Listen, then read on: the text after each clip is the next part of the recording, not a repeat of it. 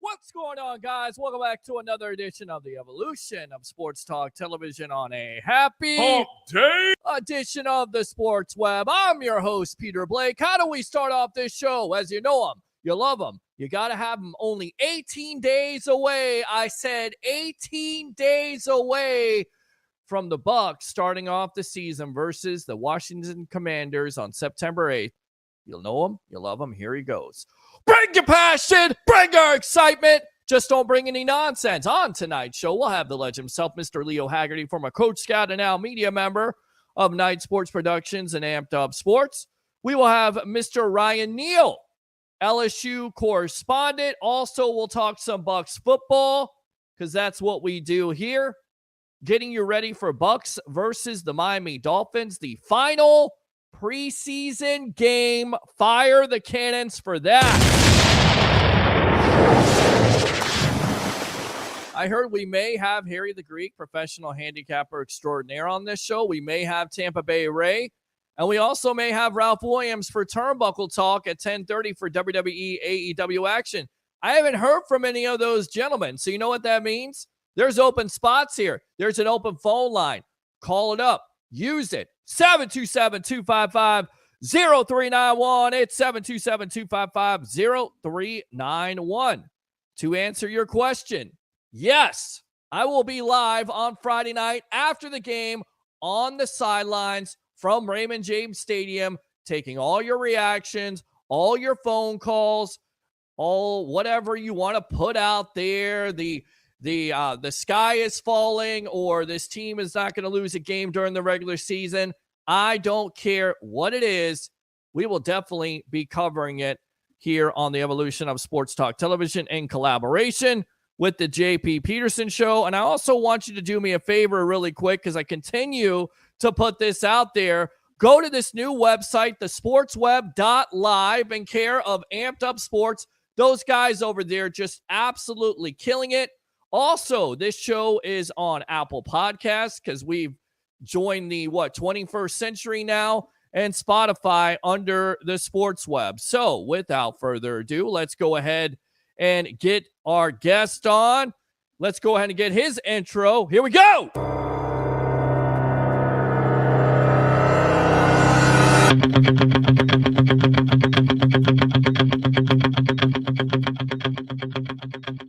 He's in the background there dancing. I love this. The legend himself, Mr. Leo Haggerty, former Coach Scout and now media member of Night Sports Productions, and of course Amped Up Sports, doing some great stuff there. You, Trace, Mr. Reno, his daughter Courtney, great stuff.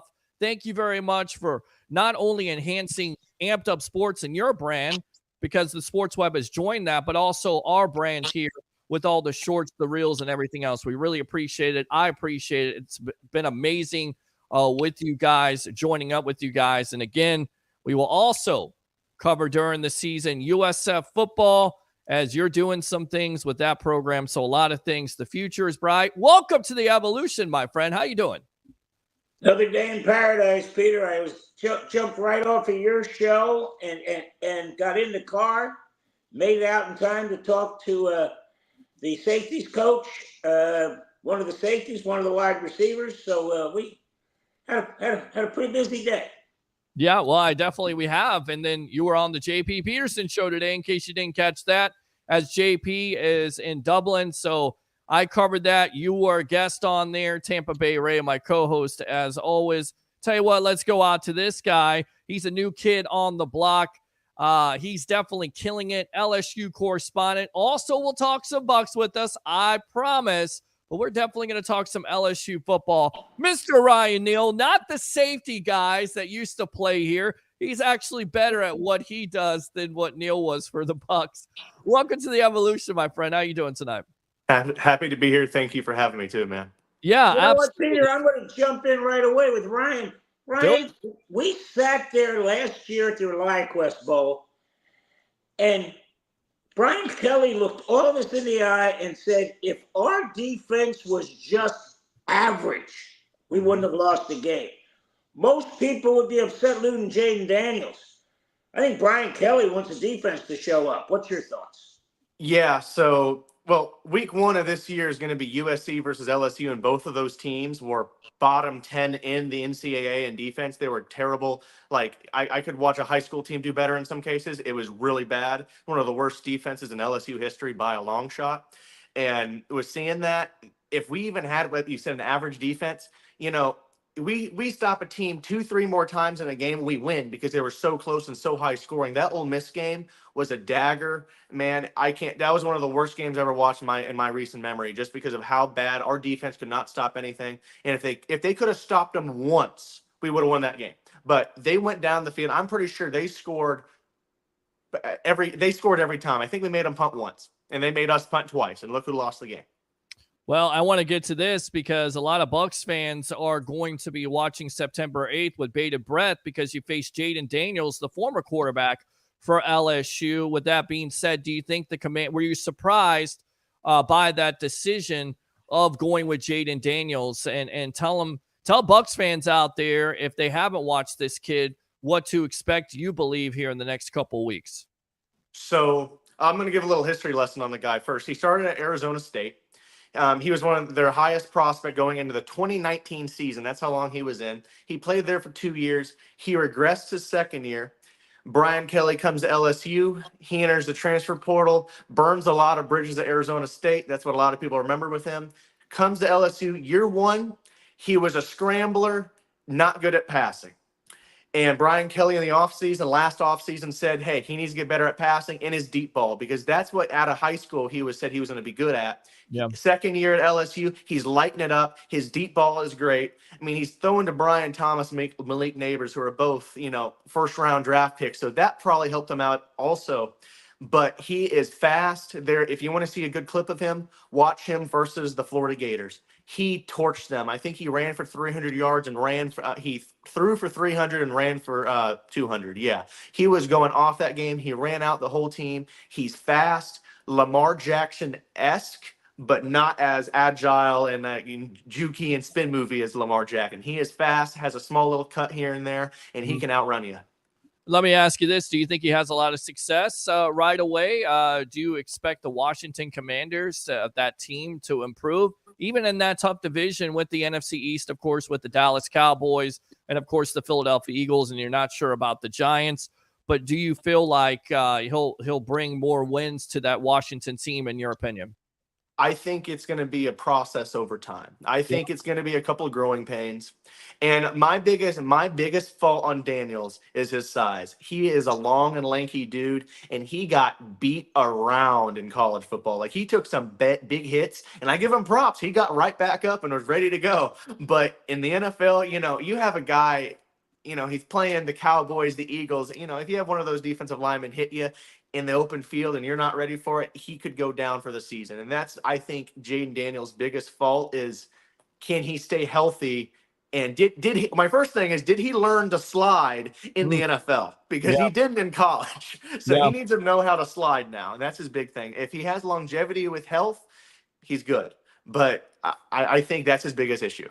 All right, Leo, I know you've got a question, but really quick, I want to ask you this, Ryan, and then we'll get more into LSU, and then we'll get you out of here. But we appreciate the time for giving us a scouting report here on Jaden Daniels. But Malik Neighbors, Brian Thomas Jr., who do you think has the bigger impact for their respective teams? Is it Brian Thomas Jr., who to me is being overlooked, but he could be definitely a top wide receiver for the Jacksonville Jaguars, or Malik Neighbors, who we've heard nothing but great things come out about him. And, consequently, the Bucs are going to play the Giants later on there in that second half of the schedule. So Neighbors or Thomas Jr., in your opinion, who has the biggest impact from LSU?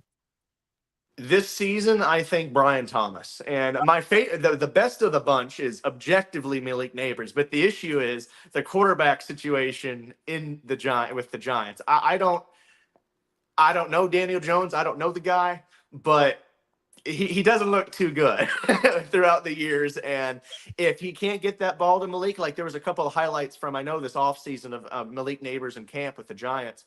Yeah. And he had to make some pretty insane catches to get that ball down. And they didn't seem to be on the target. But, that's just a clips here and there. You won't know till the season starts. But Brian Thomas, I think he has a better quarterback and maybe a better supporting cast around him. Mhm. And I think Brian Thomas has the most success this season. Okay. All right. I want to ask you this really quick also. Malik Neighbors, which one of these wide receivers can you compare to Mike Evans? By the way, happy birthday to Mike Evans, 31 years old today. Who would you more relate to him? Who would you compare him to? Malik Neighbors, or would you say Brian Thomas Jr. in your opinion? Because I see Brian Thomas. I see Easy. Thomas Jr. as Godwin, and I see more Malik Neighbors as Evans. But what do you say? Whenever I've seen Mike Evans, it was always the high jump ball possession catches. That's what I remember him for. And you have to remember, I watched more of Mike Evans at Texas A&M than I did Mike Evans at the Bucs. So that's who I would relate him to, because whenever I watched Brian Thomas, it was jumping up, catching the ball over the receiver, and coming down with possession. And whereas Malik Neighbors is yards after catch. That's why the supposed Biletnikoff winner, who should have been Malik Neighbors, when you look compared Marvin Harrison Jr. to him, one had quadruple yards after catch, where one was way more possession. But I'm not going to get into that.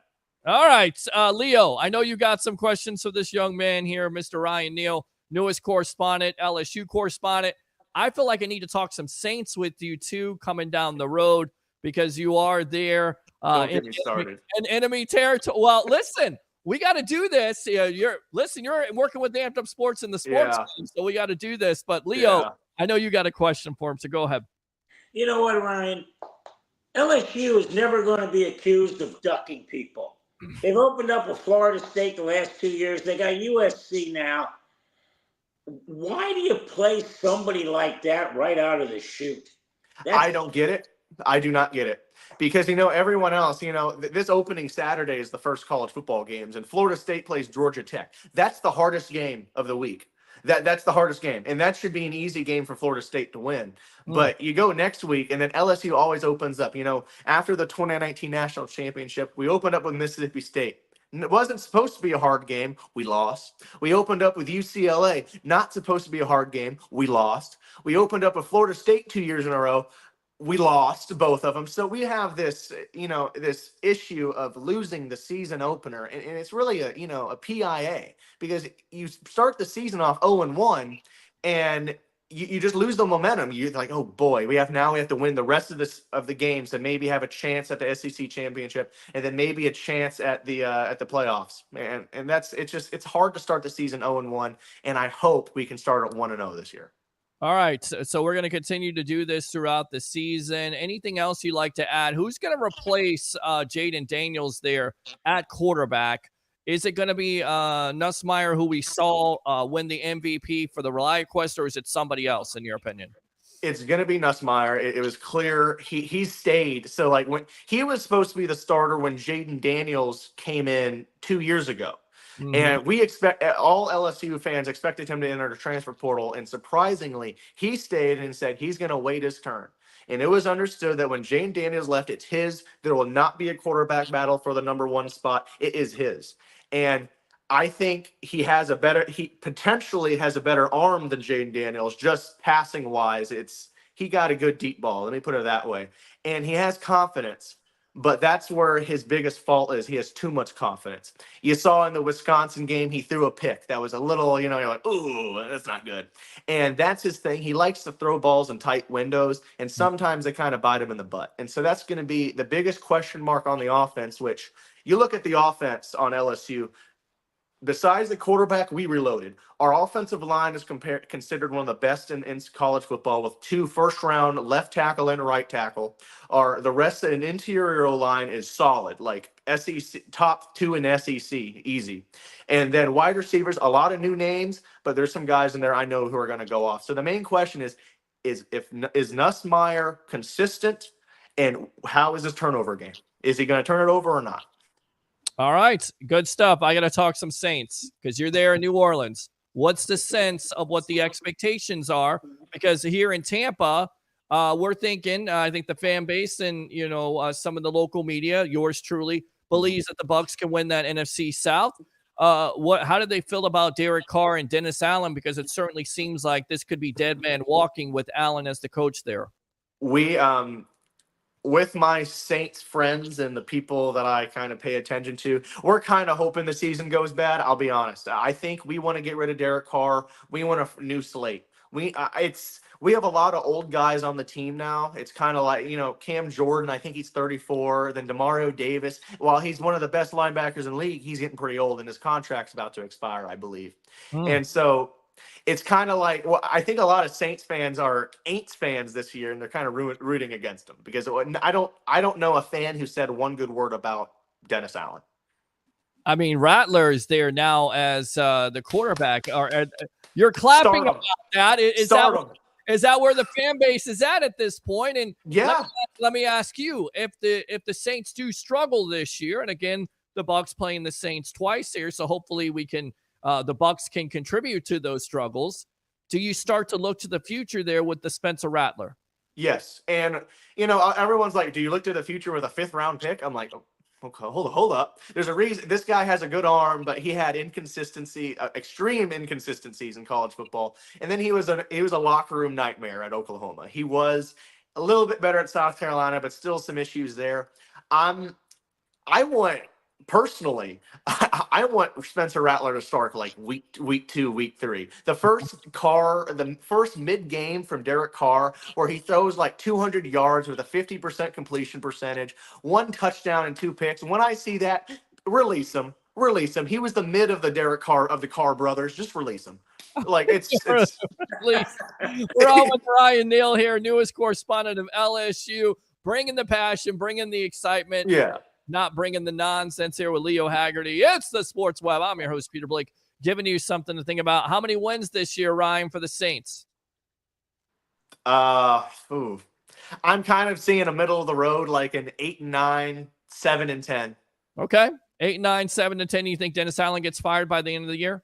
I think mid-season. I think middle of the season. I think it's like we're just like, all right, get rid of him.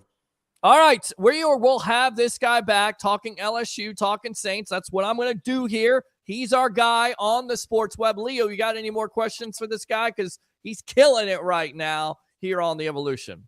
Well, I think the big thing, Ryan, is now with the new playoff system, I think you just want to get to the playoff, the SEC championship game, because the winner's guaranteed a bye, and the loser's probably guaranteed a spot. Right. So, again, that's the new rule. The Big Four, and it's no longer Big Five because the Pac-12 just disintegrated. Right. The Big Four, their champions automatically get the bye, which all these SEC people are whining about because they're saying, oh, my God, this and that. And no, that's what it should be.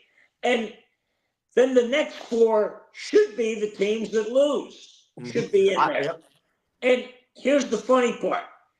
The best team in the group of 5, which could be USF, that wins their division as the highest rank, goes in at number 12. So you really only got 3 teams that you got to pick from. And my thing is the SEC is going to beat each other to death. Yeah. And you're going to see an ACC and a Big Ten team get in because they're not going to be playing each other and beating each other into the ground. I mean, you look at this. You got Mississippi, you got LSU, you got Alabama, you got Georgia. Georgia opens up with Clemson. How's that? Is that crazy or what? Yeah, that's great. I think it's a different Clemson identity now, but I think Georgia pulls that out. I think fairly easy, but it's the SEC is going to beat itself up. But I think the goal for a lot of SEC teams is that 10-2, 11-1. And if those 1 or 2 losses as SEC opponents skip the SEC championship, maybe one of those teams is ranked 8 or 9, and because of the loss in the SEC championship, they get knocked out of the 12, and then you move right in. And that's one way it could go. Yeah, and by the way, just to preface this, ESPN has predicted that LSU will be the 12th team there that's going to be in the playoffs. So we'll see what happens, my friend. Great stuff as always, Ryan. Go ahead and promote yourself here, all your social media, so people can follow you, and definitely come back here on Wednesday nights at 9 o'clock or 9:30, whenever we want to have you, because I definitely want to talk to you about LSU football. Sure thing.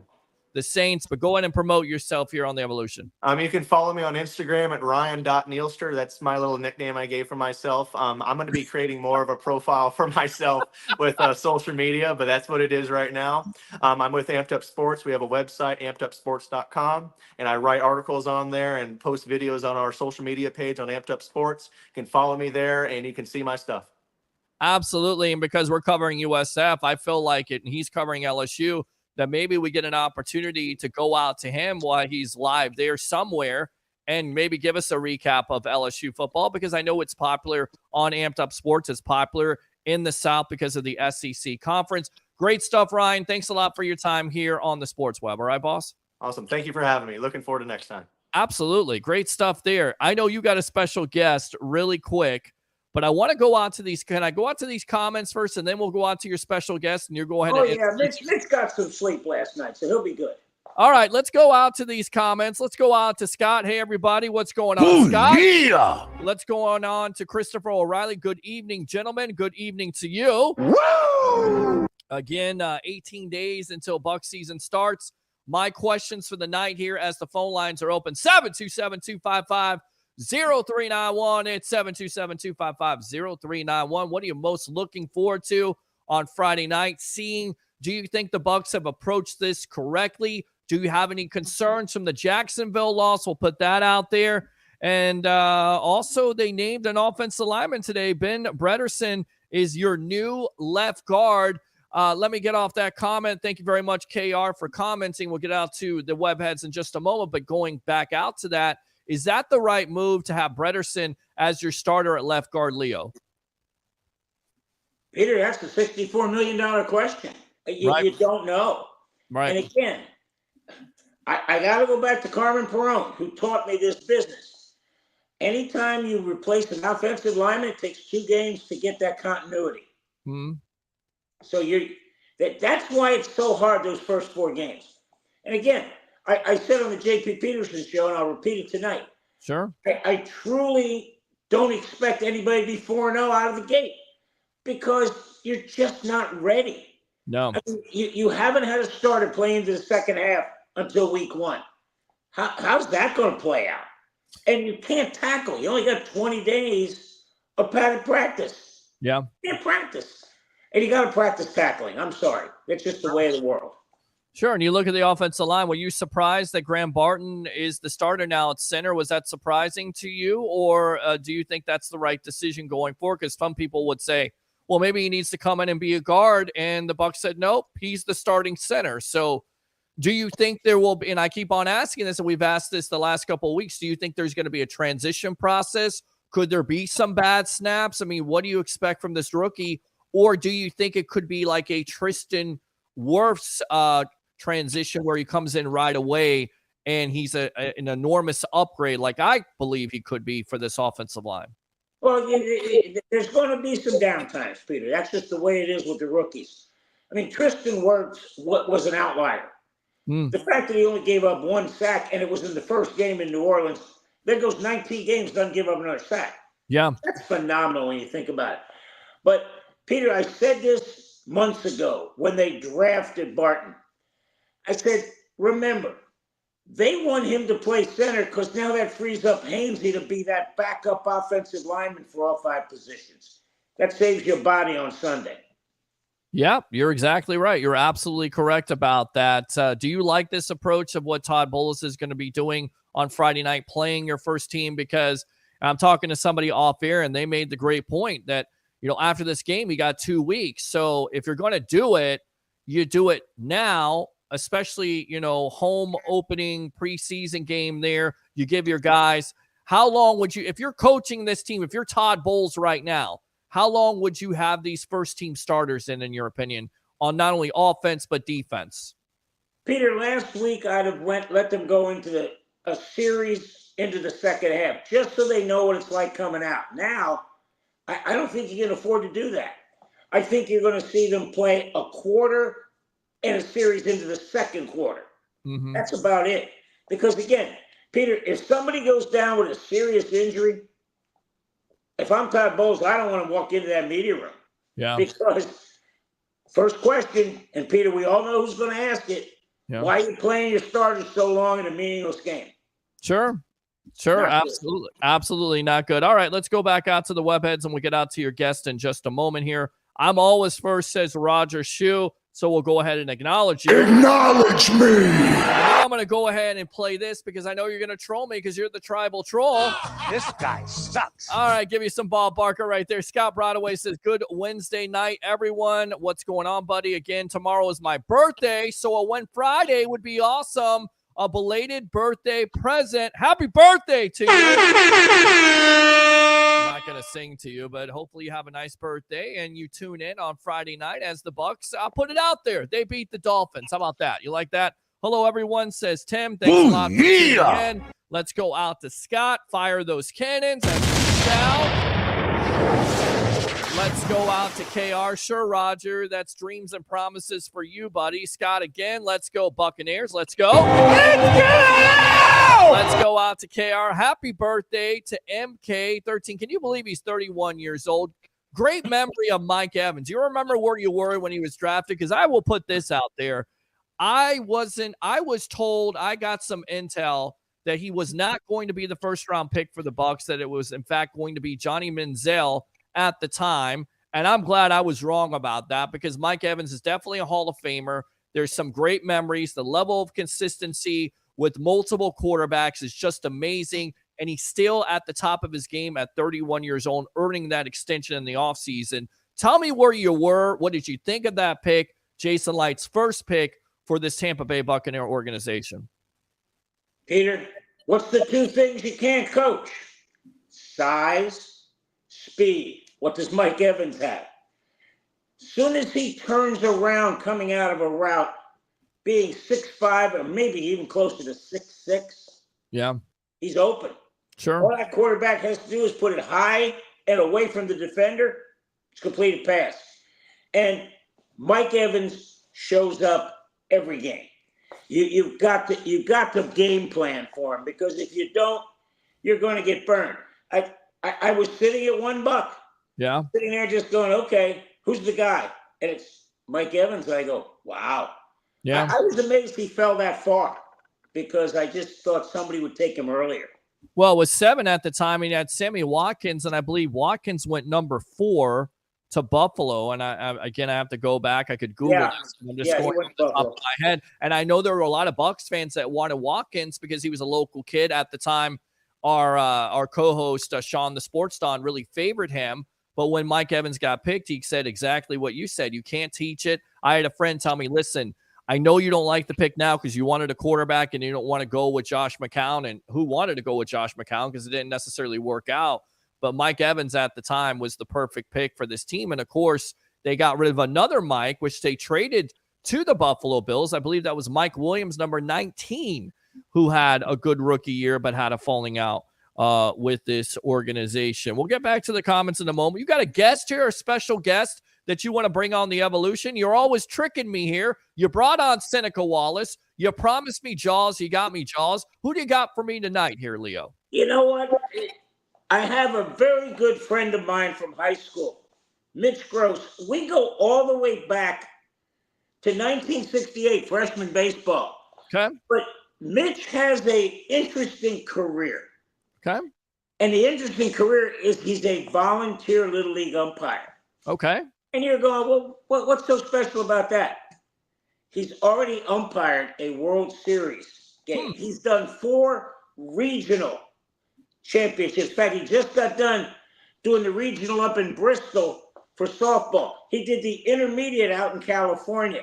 So let's get Mitch Gross on so we can find out a little bit what it's like to be a volunteer umpire. All right, Mitch, welcome to the Evolution of Sports Talk Television. And this is pretty exciting because Leo says he knows you all the way back in high school. I know you got some great stories about Leo that maybe he doesn't want to be shared. Can you share some of those stories really quick here on the Evolution? Welcome. Well, I know one that he can't share, and that's the senior trip. But let's go from there. Gentlemen, I'm hoping you can hear me well enough tonight. Good evening. Excellent. Okay. Yes. Thanks for having me. No, you're right. Leo and I we go way, way back. I will not discuss the senior trip. We were all out of control on our high school class senior trip, but we've known him as Dog forever. We still refer to him as Dog, and we love him. And I really appreciate the opportunity tonight to talk about, the guys that don't get a lot of recognition, especially when it comes to your everyday little league game, and that's the guy behind the plate or the guy in the field. So, thank you.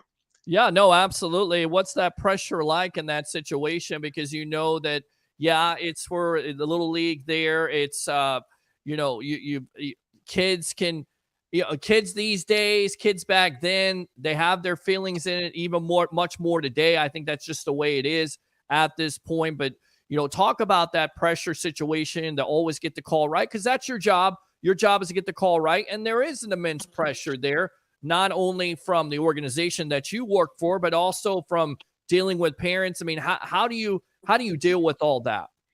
Well, you learn over the many years. I just completed my 28th season doing this, and Yeah. I continue to do it every year because I love it. And as long as I'm physically able to do it, Mm, I will continue to do it. As far as pressure, a lot of it is you bring it on yourself, especially when you're just getting started. Obviously, we always want to get the call right, but you learn over the many, many years how to. As Kevin, I think it was Kevin Costner said, and for the love of the game, clear the mechanism. love it. And that's what we do, especially when you're behind the plate. You clear the mechanism. You call the balls and strikes as best as you can. If you have an assignment in the field, you want to get that safer out or that fair and foul as best as you can. And we have tools now. We have lots of training that we're able to go through courtesy of Little League International. And when you get into the tournaments, especially the upper levels like the regionals and the World Series that I'm sure many of your viewers are watching, every day on TV, because it's really good baseball. These kids can play. But Sure. you have the video challenges. And we're taught when we get to the tournaments, don't look at the video challenge as the enemy. It's an aid, because as you noted, we're here to get the call right. Right. So if you have a video challenge, it's a learning experience. And then you clear the mechanism, you put it aside, and you move on, because you've got a lot of baseball or softball still to go. You're You exactly know right. what, Mitch? I am noted because I was a Little League volunteer umpire as well. And in fact, you and I are going to do a game eventually somewhere in Delaware when I get up there. But I'm from the Jim McKean School of Umpiring. I am known affectionately as Low Ball Leo because Jim McKean, I interviewed him one time and I said, "What's your strike zone?" He said, "Belly button to ankles." I said, "And the reason for that is," he goes, "you don't tell a pitcher to pitch high, and I'm not going to reward a mistake." So, what's your strike zone? It's what we're taught in Little League in the rule book. It is basically the letters Hmm. to the bottom of the knees. And if it's just on the outside, on the inside, if it touches any part of the plate, hey, strikes and outs. That's what it's all about. You got to get the kids to swing the bat. They're not there to walk, to work you for walks. They're out there to hit the ball, to score runs, and obviously have a good time. And that's what the goal is every time. We all do it for the kids. As you noted, we are all volunteers, and we take a lot of pride in what we do. And it was great to go to Bristol this year for a softball assignment. Finally, I've been hoping for one. I've done all baseball assignments prior to that, and you just keep going and going, and you train and you stay in shape, and you hope you get the call for the show. And of course, that's Williamsport. We all want to go to Williamsport. And maybe someday I'll get that call, but if I don't, I can say it's been a heck of a ride. There aren't a lot of little league umpires that can say you've done a World Series, you've done multiple regionals. I'm honored to have been chosen for all of these assignments over the years. Love it. Good stuff there, Mitch. We got Mitch Gross here, Little League umpire, knows Leo from high school. Leo Haggerty, the legend. I'm your host, Peter Blake, here on the Sports Web. Great stuff here Going to baseball, what do you think about the rule changes? Because, of course, Major League Baseball, they're trying to draw viewers in. Last night, the Rays won their game versus the Oakland A's in a 1-0 with an hour and 54 minutes. Do you like these new rules being an umpire? And do you think it takes away from the subtleties of the game? You know, being a baseball purist, are you a baseball purist? What do you think of the new rule changes by Major League Baseball? Initially, I was not a fan, but I started watching more and more games, and I like the clock.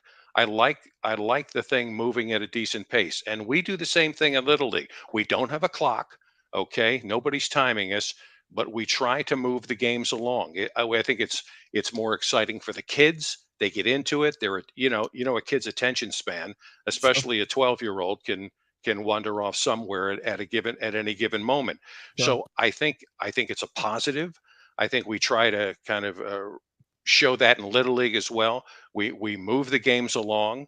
Our rule book says 60 seconds between innings, and Mm. I tell the coaches at the plate meeting at the beginning of the game, if it starts to drag, I start counting the 60 seconds. So let's keep it moving. Let's hustle in. Let's hustle out. And I think we're all benefiting. I Mm. think baseball in general is benefiting from a quicker moving game. You know what, Mitch? Everybody wants to be in the bucket. They want to be back there and calling balls and strikes. The toughest calls I've had to make was when I was at first or third, swing or no swing. Yeah. How about you? Depends on the day, depends on the game. Recently at Bristol, I was behind the plate. I think the most exciting game I've done in years. It Mm. went 11 innings. We had light rain on and off. It was between Vermont and Maine, and the final score was 1-0, and it was won in the bottom of the 11th Mm. on a fly ball to right field with a runner on third. That was just I was drenched. I was exhausted mentally, but I loved every second of it. I had some tough calls at the plate, calling balls and strikes. A day later, I'm doing the New England Championship, and I'm at first base, and Yeah. I had the banger. It was like, and I saw the feet, boom, boom. You watch and you listen for the bang bang plays like that, and I got the call right, and that was the most important thing. And it didn't go to video challenge. So every day is something different, but I really like what I do. I would say, all of us as little league umpires, we really enjoy it. It's for the kids, and we have a good time out there. I love talking to them. I love working with the catchers. I tell them, you're my best friend in front of me. So Yeah. You ever You get know into what, a Mitch? I'm going to situation? throw another one out at you. Yeah. I don't think people realize how much of a team those four umpires have to be. Example, ball goes to left field. Third base umpire has to go out, make the call, fair, foul, what's going on out there. Well, guess what happens from there? The home plate umpire has to go cover third. Who covers home plate then? First base umpire, right? People don't realize how you've got to be in tune, and people don't realize they're communicating verbally too, aren't they? we are communicating verbally and non-verbally. There are all kinds of signals you will see if you're watching the Little League World Series. Watch the umpires. Right when we go to tournaments, we go weeks in advance, and we go through a very serious orientation on rotations and working with a four-person crew. Because please understand, at your local league, you're lucky if it's just you doing the game by yourself. If you get a partner, oh my God, that's icing on the cake. When you move up into the tournaments, into the sectionals and the states, you start getting 3 and 4 person crews and become more used to working that. But we go through some serious training leading up to these games. And when you go to the tournaments, as I said, watch the World Series. Watch when the ball is hit to the outfield, and watch how the guy who's known as U2, the umpire in second, he's going to go out. U3 is coming over to cover. Home plate, as you noted, home plate is coming up to cover third. The umpire at first, as soon as the batter runner passes first, he or she starts making their way down the first base line for a possible play at the plate. And we are watched very carefully and critiqued very thoroughly after every game. So we know what we did right, and we know what we have to improve on for the next time around. And let me ask you this. I know every umpire has their own strike zone, at least in Major League Baseball. Do you Right. think that's a good thing for baseball? And do you think that umpires are worried about eventually to where Major League Baseball may go to robots? Do you think that takes away from the game? Oh, that would destroy the game, in my opinion. I think robots would be the worst idea ever, because as I think you've all probably said at one time or another, the umpires are part of the human element of the game. Yeah. And, at Little League, we're taught this is our zone, Yeah. armpits, letters, bottoms of the knees, Yeah. any part of the ball touches the inside or the outside of the plate, call the strike. Call the strike. 'Cause strikes and outs move games along. Right. So I think the idea of robotics, while it was an interesting experiment, I think it should remain an interesting experiment. My personal opinion.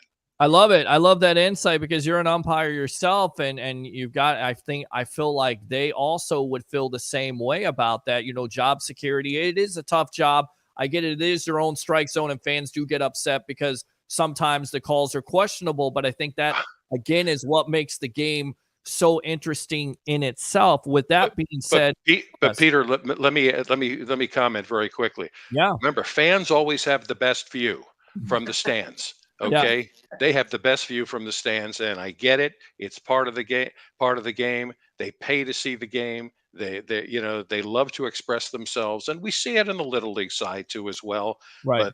But I can guarantee we're doing the best we can to make the best call every time. You know what, Mitch? I'm gonna throw one out at you because this happened to do me it. one time. When you get a dad out of the stands, he's got to do the bases. No, Well, sometimes you get that, and that's just No. terrible because we get what we call relative calls when his kid's at the plate and he's running to first base and he calls him safe, he calls him out, and it's obvious, and you can't overrule him, but you can walk out and say, "Would you like some help on that?" And that's where you go. And I can remember this happened to me. I went out and he called this kid safe, and he was out by 3 feet. And I walked out. "Would you like some help?" Because the opposing coach goes, "Oh, you got." I said, "I'll go ask him." I walked up. "Would you like some help?" "Nope." I said, "Are you sure?" I mean, I'm just help. He wouldn't ask for help. So I walked back to the coach.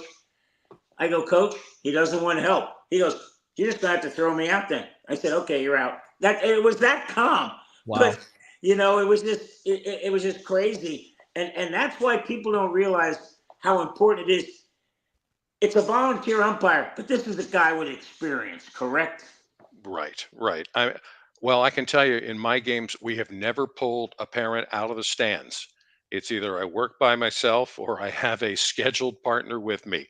We've never pulled a parent out of the stands. And, we appreciate the stories of parents who have been willing to come out of the stands to help out the program because you are helping out your local league. I mean, I started, you know, like every other guy, Mhm. I wanted to help coach my kids. And my local league said, "We don't have any room for coaches, but we really need umpires. Would you be interested?" And I kind of shrugged my shoulders and said, "Yeah, I'll give it a go." And when I first started, they gave me one of those old, those balloons, those puffy things. And they gave me a shirt and a balloon and a mask. Yeah. And they taught me how to umpire with that stuff. That's the old days. I certainly don't wear that gear anymore. But we appreciate the parents when they do help out. But the best thing is to the preferred thing is you get a guy or a woman in there to call the game who's had experience. You know That's what, guys? I'm going to jump in for one more. Mitch, I know you got to go soon. And Peter, you got to get some other people on. But Yeah. where do you set up in the bucket? I used to set up on the inside over the catcher's shoulder. Where do you set up? We have been taught, it has been drilled in us, you set up in what's known as the slot. and that's the area between the batter and the catcher. And the idea is you get your best look at the ball as it's released by the pitcher, and of course as it crosses the plate, and of course as the catcher catches it, you listen for that smack as well. So depending on the left-handed or right-handed batter, you line up in the appropriate slot, and that's how you call your balls and strikes. Got a great look at the inside pitch, and you got to have a little bit of an interpretation on the outside, right? Absolutely, and as I've said, in my judgment, and that's one of those terms that it's drilled into us whenever we talk to a coach. In my judgment, if I think any part of that ball has hit at the inside corner or the outside corner, I'm calling a strike. It's all about calling strikes. Yeah, Peter, one more. Mitch, what people don't understand when you're watching a game, if that ball's in the dirt, it may have crossed the plate in the strike zone, correct? Absolutely. Thank you. It's not where the catcher catches it. It is where it crosses the plate. And think of the plate as kind of a cylinder, so to speak. And if the ball kind of floats across like this and then drops right behind the plate, it's a strike. Mm. Again, people don't understand that. We certainly hear it, especially from the managers or coaches on either side in the dugouts, because they have the best look, obviously, of the best angle of the pitch. But it is technically a strike, and we're supposed to call the strike. Well, listen, we're football fans on here. I don't know if you're a football fan, but I love it. Love it. Yeah. Oh, hey, Peter, he's like me. You cut him, he bleeds cheesesteak. Well, listen, we talk about referees on here all the time, officials. Do you have any sympathy doing your job, and do you ever see yourself, yelling at the TV for the ref, missing a call because you are so much into your job? Do you do the same? Do you feel sorry for them, or do you see yourself as being an Eagle fan yelling at the TV at the ref? I see myself as an Eagle fan. Remember, Leo and I grew up New Jersey Turnpike, exit 5, Yeah, right outside Philadelphia. sure. I see myself as an Eagle fan. It does no good for my blood pressure watching any of their games. And let's just leave it at that. I try to take a deep breath. I know those guys have it tough, and those ladies have a real tough job as well. Because when you're moving in real time, man, it's tough to make those calls. So I give them all the credit in the world. And, I wish them the best. And in the meantime, I pray for the Eagles every year. You know what, Peter, real quick before we get off. Yeah. We're going to have a get-together. We're calling it the Gathering of Griffins, which is our high school mascot. We're all getting together at a bar up in Lumberton, New Jersey, owned by one of our, alumni, Jimmy Filler. But it's the weekend. Guess what, Peter? The Eagles are in Tampa that weekend. So I'll tell you what. I'm going to be having my green on. You're just going to have to deal with it. Well, I know you're going to have the green on. And let me ask you here, Mitch, before we get you out of here, what do you see? Are you excited about this team? Even though they got to put it out there, they got their doors blown up by the Bucs in that wild card game, 32-9. Do you think that they're going to be better off here with some of the moves they made? Saquon Barkley, of course, can he stay healthy? They definitely added to that mix of a roster. Do you have confidence in this Eagle team and Nick Sirianni to right the ship, if you will? Okay, speaking as a fan, and I'll be as diplomatic as possible, I think they have so many of the right elements. I think it's a matter of having those elements click. I mean, they had some really good moments so far in preseason. I mean, every final score was a nail biter, of course, but a win's a win. But I think they have all the right, many of the right elements. They, as you noted, as with any team, it's all about staying healthy. The starters staying healthy. So I see, I'm cautiously optimistic, and I'll be as diplomatic as I can and leave you with that answer. You know what, Mitch? Can we get you back on when we get to the playoffs and the World Series to talk a little bit more baseball? I love that idea. I would be honored to come back, guys. I really appreciate you having me on tonight. This has been fun. This is a lot of fun. Yes, this is called the evolution of sports talk television. It's a cross between a TV and radio show without the station. Mitch Gross, we appreciate the time, and I want to hear more stories about Leo when you come back on, all right? I will have them lined up and ready to go, Peter. Okay. The Sounds scary good. part is he will. I Yeah. know, and I'll be waiting for it, my friend. Thanks a lot for your time here on the Evolution of Sports Talk Television, all Take right? care, My Mitch. pleasure. Thanks, See you in guys. September. See you soon, Leo. All right, good stuff there. I like the perspective of that, and I agree Oh. with you. We should definitely have him on being an umpire. He can give us a different perspective of what's going on in baseball. I like that. So give me some final thoughts here, Leo, as we get you out of here, because I know you're on a pitch count tonight. But, man, you brought Ryan Neal to us. You brought Mitch Gross to us. It's been a hell of a show here. So final thoughts. You know what? Ryan's going to be such a plus for Amped Up Sports.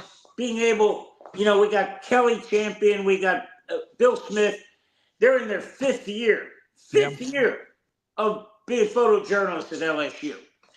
Ryan's going to get us up in the press box. He's going to start doing some massive social media things. He's already making connections down there in Baton Rouge. So that's exciting.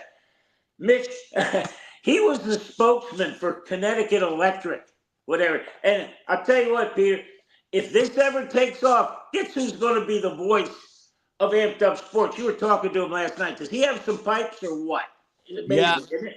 He definitely has some pipes. You're exactly right about that, my friend. As always, we appreciate the time here on the Sports Web on Wednesday night. We had you on here Monday night. Great job with saluting my buddy there, Sean, the Sports Don. And listen, if you feel froggy on Friday night, I'll be live. JP is not here. He's in Dublin. I'll be all by myself there at Raymond James Stadium. But hopefully I have Bucs Nation and you right there coming on and giving me some analysis after hopefully. Well, I'll tell you what, Peter, I've applied. It's just a matter of Bucs letting me in the door Friday. We'll see what happens. We'll see what happens, my friend. But even if you're not, I'll send you the link. You can get on, and that's what we do here on the Sports Web. All right, boss? Have a great one. Talk to you then. All right, good stuff there. The legend Leo Haggerty. So we did talk some Bucs. I know you want to talk some more.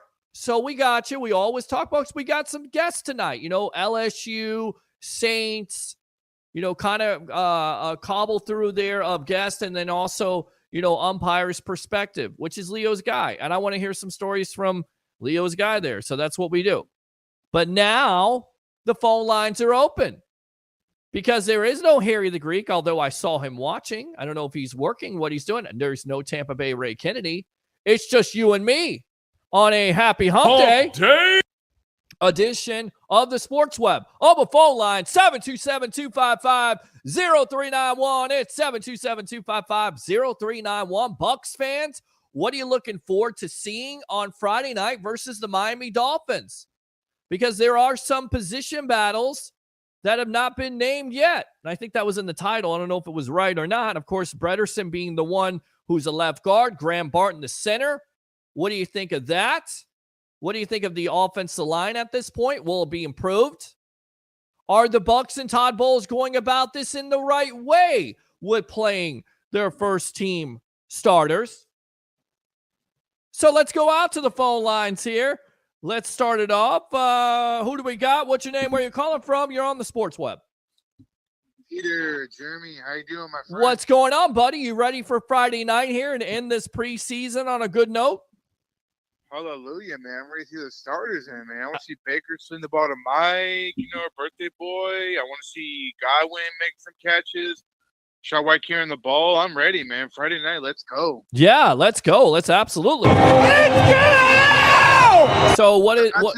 Actually, let me rephrase that. Let's fucking go. There we go. That's a better term. Well, we don't usually allow that, but we'll allow it there because you're bringing some passion, you're bringing some excitement, but you're not necessarily bringing nonsense. So yes, I love the change of attitude here because you come on here sometimes and you're very cool and everything like that. But you brought some energy tonight, so I like that. So go ahead. What else is on your mind? What else are you looking forward to? Because I know the joint practices today went very well. Baker Mayfield was impressive. Going to Mike Evans, the birthday boy. Going to Chris Godwin. Once again, Jalen McMillan. That's that name again. He's not a man on the milk carton. He's a guy that continues to impress. So who are you looking forward to seeing on Friday night? And do you like the way the Bucs have gone about this with playing their first team starters in the third preseason game? You got to trust Todd Bowles. You got to trust his judgment and coaching. I think he's done a pretty good job for the most part, getting us where we're at right now. I know the fans are anxious to see the starters in there, to see what they got and all that. But however, I will say this. Rachaad White, I can't wait to watch this man carry the ball because we actually have a running game. We finally got our center. We got our guard named today and Bredesen. So let's see Rachaad White carry the football to take less pressure off Baker to create the play action and just pick apart these defenses this coming season. Let's go. Yeah, let's go. And I also am curious to see what this defense has. And some of these guys are going to be playing. Doubt Kalijah Cansey is going to play. Of course, Yaya Diaby doesn't look like he's going to play because both of those players at this point are nursing injuries. But we saw KJ Britt play. He's been the one only defensive starter. So I'm curious to see what this pass rush is all about. Do you have any concerns about this pass rush, or do you like what Jose Ramirez has put out there? JTS, he's dealing with the neck issue. So Ramirez, once again, looks like he'll have every opportunity to step up along with the other guys here. And don't sleep on Marquise Watts. Okay. I think Watts is another guy to look out for. Yeah, maybe he hasn't had the preseason that the fans are looking for. But Jose Ramirez, Marquise Watts, these two guys got a chance to go out there and show that they can be a third down pass rusher to get to the quarterback, to give a guy like Diaby and JTS a break off the field, and I wouldn't sleep on JTS. And, I was hard on him last year. I'll admit that as a fan. I was hard on him, on his pass rush. But because he's on a contract year, I think we're going to see the best of JTS that we've seen since he's been in a Buccaneer uniform. Wow. JTS. Okay. That's a prediction right there from you, Jeremy. You got JTS. How many sacks this year for JTS in your opinion? 9. Wow. I'll take 9. I'll take 9 sats with Yaya Diaby's double-digit sats. I think we'll have, because these two, I think, are the key ingredient to get to the quarterback. Randy Gregory out the door. Bye, Felicia. See you later. Now you got Marquise Watts. I'm just saying, you got these young bucks in Marquise Watts, and then you got Jose Ramirez who's stepping up to the plate, and then you can't sleep on Anthony Nelson, who comes in the clutch. He didn't have the best year last year, but this could be a contract year for him too because his contract's up. So I'm saying Bowles has got a plan, and I'm behind Bowles, whatever he's got planned for this young pass rush we got going on this coming season. Any concerns about the kicking game? And then we'll let you go on that. McLaughlin, hopefully it's just a preseason talk. It's preseason, doesn't count. Now, if you start missing during the regular season, then I'll start questioning you. Okay. Preseason doesn't count. I just think, he's having little jitters, but then when it comes to the regular season, he'll be fine. All right. Fine with it. Good stuff, man. Use that second call. We got turnbuckle talk. I know you're a big-time wrestling fan, so definitely use it. All right, boss? Acknowledge me. I will acknowledge you. Acknowledge me. I will also say tune in on Friday night after the game as the Evolution will be live from Raymond James Stadium. All right, boss? Take care, Peter. God bless, brother. Yeah, man. God bless you, man. Absolutely. Bringing the passion, bringing the excitement. Open phone line, 727-255-0391. It's 727-255-0391. Let's go ahead and get this guy on with his intro. Here we go. Mr. Kennedy!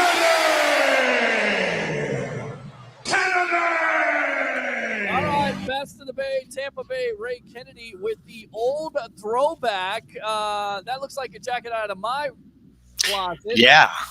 With, it's Uber. And Pete, it's got, not only does it got it's the old Florida rain poncho that really didn't really keep you dry from the rain, but it was, it felt good. You walked in it and you felt like I could be protected. It neither protected you. I wanted to call it a windbreaker. It neither protected you from the rain nor the wind. But the one good thing about it is if you come down here, you got a zipper pocket you open. We all remember this zipper pocket. Yes. This zipper pocket opens and then out comes really good rope, and I use that rope, and we're doing a double Dutch over at the What the Buck tailgate there off of Himes before the home Buck games this year. So I will be the official double Dutch for those games there at the What the Buck tailgate for a cause. Yes, tailgate for a cause along with Bucs Life. So Scott Bradford, get our table ready so we give the fans what they want, which is the evolution of sports talk television. You guys asked for it. You want a tailgate show with Buccaneer fans and opportunities to talk about your favorite team there on Del Mabry. We'll give you that opportunity. With that being said, you could also use that rope to strangle yourself if things don't go well, as a lot of Bucs fans did there in the 80s and the early 90s until Tony Dungy got there. Let's go out to the comments really quick because I don't want to neglect these guys. You want to read these comments? I know you want to, so let's go ahead and do it. Scott says, read some. Good evening, fellas, says the Plunder. There you go. Thank you very much for tuning in. I'm going to read FSU Saturday. Of course, Saturday FSU plays Georgia Tech over there in England. And won't we be seeing J.P. Peterson doing a little river dance? All right, Mr. Williams, appreciate the comment as always. Tim, Florida also was historically bad on defense to improve. Mr. Williams says, happy birthday, 13 Tampa Bay Bus. I think he means Bucks for life. Let's go out to Roger Shue. Great show. I'll be back. I know you will. Scott says, I'm excited to see our starters on offense and defense, hoping for no injuries and better kicking. Good comment by Scott. Thank you. Let's go out to Courtney Reno, who does great work there with the reels and the shorts for YouTube. Great stuff, as always there, Is she working with us now? She is working with us on Amped Up Sports. Hope Courtney. everybody's having a great night. Oh, we got to talk. Button, absolutely. Let's go out to the Greek himself, professional handicapper extraordinaire of the sports web, Little Leo now. Low ball Leo. Oh, Harry. Hey, those they fall. That's a thing. Well, I don't even know what to say after I that. don't either. Harry say that. This guy sucks. Christopher says, did Bowles mention how much playing time our starters are going to get Friday night? We will get to that press conference. In fact, you know what? Let's go ahead and get out to that press conference with Todd Bowles today and what he had to say about some of the positions here. Hold up, Tampa Bay Ray Kennedy. In fact, let me go ahead and remove you there, put you in the green room as Todd Bowles spoke to the media today here. So enjoy on the sports web, and we'll come back and talk about it. Afternoon. There's a lot to keep an eye on happening all at once, but what were the biggest impressions you had with how you guys lined up? I thought they competed, some mistakes made. Very good group Mike brought in here. Defensively, they're more aggressive up front. Thought we had some runs in there. We got to do some work in protection. I got to see that we got to clean up. I got to look at the tape to see that. I'll look at the defensive tape and the defensive side as I go in. But offensively, we did some good things, and we still got some things to work on. Has Ben Bredeson won the starting left guard job, or is there any consideration to moving Robert Hainsey there as well, since Grant Barnes will be starting at center? Ben's our starting guard. Is that something you'll look at in terms of cross-training Hainsey at all, or is he strictly a center? No, we're going to try to move him around some. We're going to try to move him around. It's hard to do it in the game, and we only get 2 or 3 reps in practice. But as the week goes on, we'll get some more movement and try to place people in case of emergency. How are things going with the work on the communication and the defensive backfield? Well, it was good in practice all week. I'll see once we start watching the tape. It's really the second group that I got to get talking more, and they got to talk to each other a lot more. So we'll see the tape and see what happened. I don't know which side you were on. I was on the offensive side. Oh, okay. McCollum had a pick early in 11-on-11. I know they didn't have their best receivers going today, but that has to be encouraging to see that. Well, he's had a good camp, He's just playing the way he plays. It doesn't matter who's out there. He's got a job to do, and he comes to work every day with a professional attitude. What did you like with that first team offense that you saw against the Dolphins? There was some run creases there at the same time. I thought there was some protection breakdown, so we got to look at the tape and see what happened. Baker kept it clean, though, no picks. Happy, pleased with that, I would think. Very pleased with that. There was one rep where Cody Mauch had he stood Calais Campbell up. Kind of, what does that say to his development over the last few months? Well, I don't think it says much about his development. He's a competitor. He's been developing the entire spring, this offseason, most of the summer. So the fact that we don't call his name much and he's not getting moved back in the backfield and he can be aggressive and run blocks and understands the game a lot more as far as passing off stunts says a lot about his development, not really so much as him standing up Calais. Was this a better practice than it was against the Jags last week? I thought last week when we had pads on, I thought it was a very good practice. I'll see the tape and see what happened. Some of those protection issues, is more often than not, is it just a miscommunication? Got to see the tape. I don't know whether we had slide issues, whether somebody got beat or whatever happened. I just got to see the tape. It's been about a month since the veterans gathered here for a camp. So a month later, overall, you're fairly satisfied with where the team stands?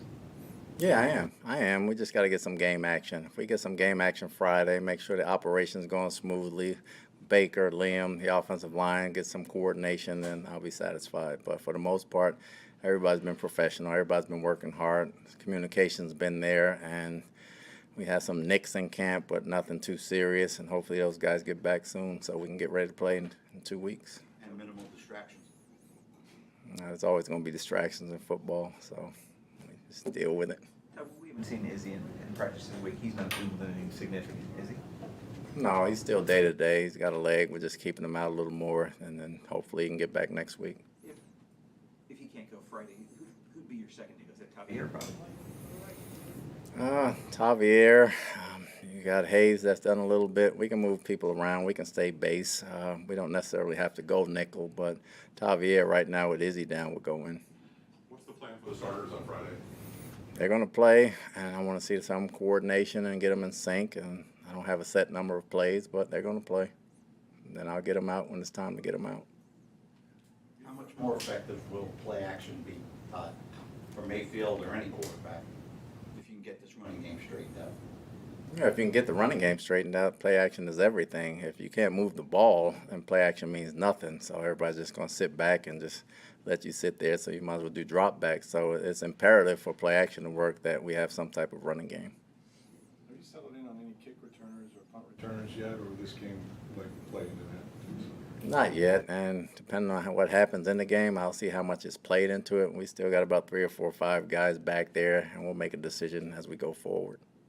Have you accomplished everything you wanted to going into camp?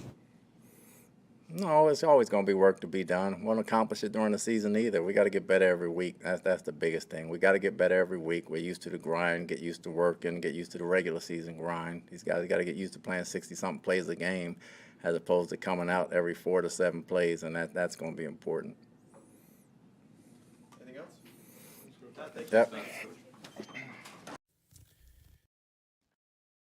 There we go. So there's Todd Bowles right there.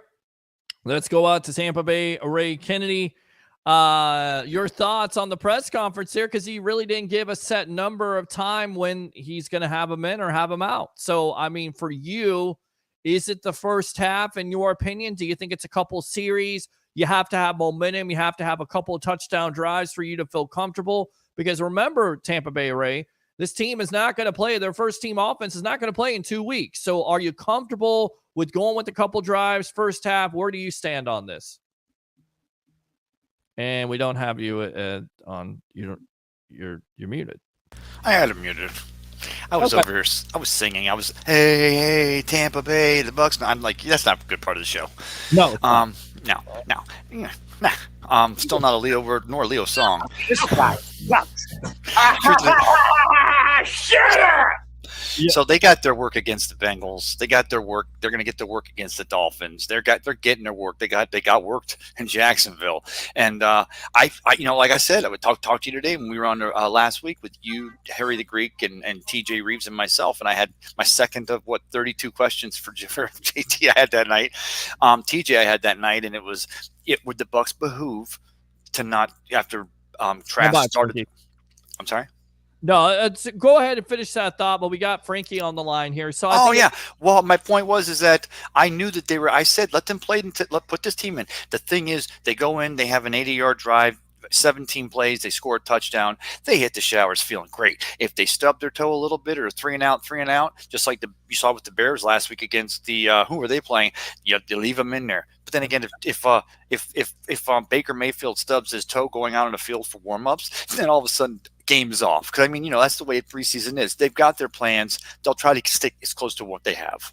All right, good stuff there. Let's go out to the Hill Mark himself, Mr. Frankie from Wisconsin. Welcome to the Evolution. You're on with yours truly, along with Best of the Bay, Tampa Bay, Ray Kennedy. Thank you for allowing me to be on here with you, Peter and Ray. Yes, sir. I love you, Ray. Yes, sir.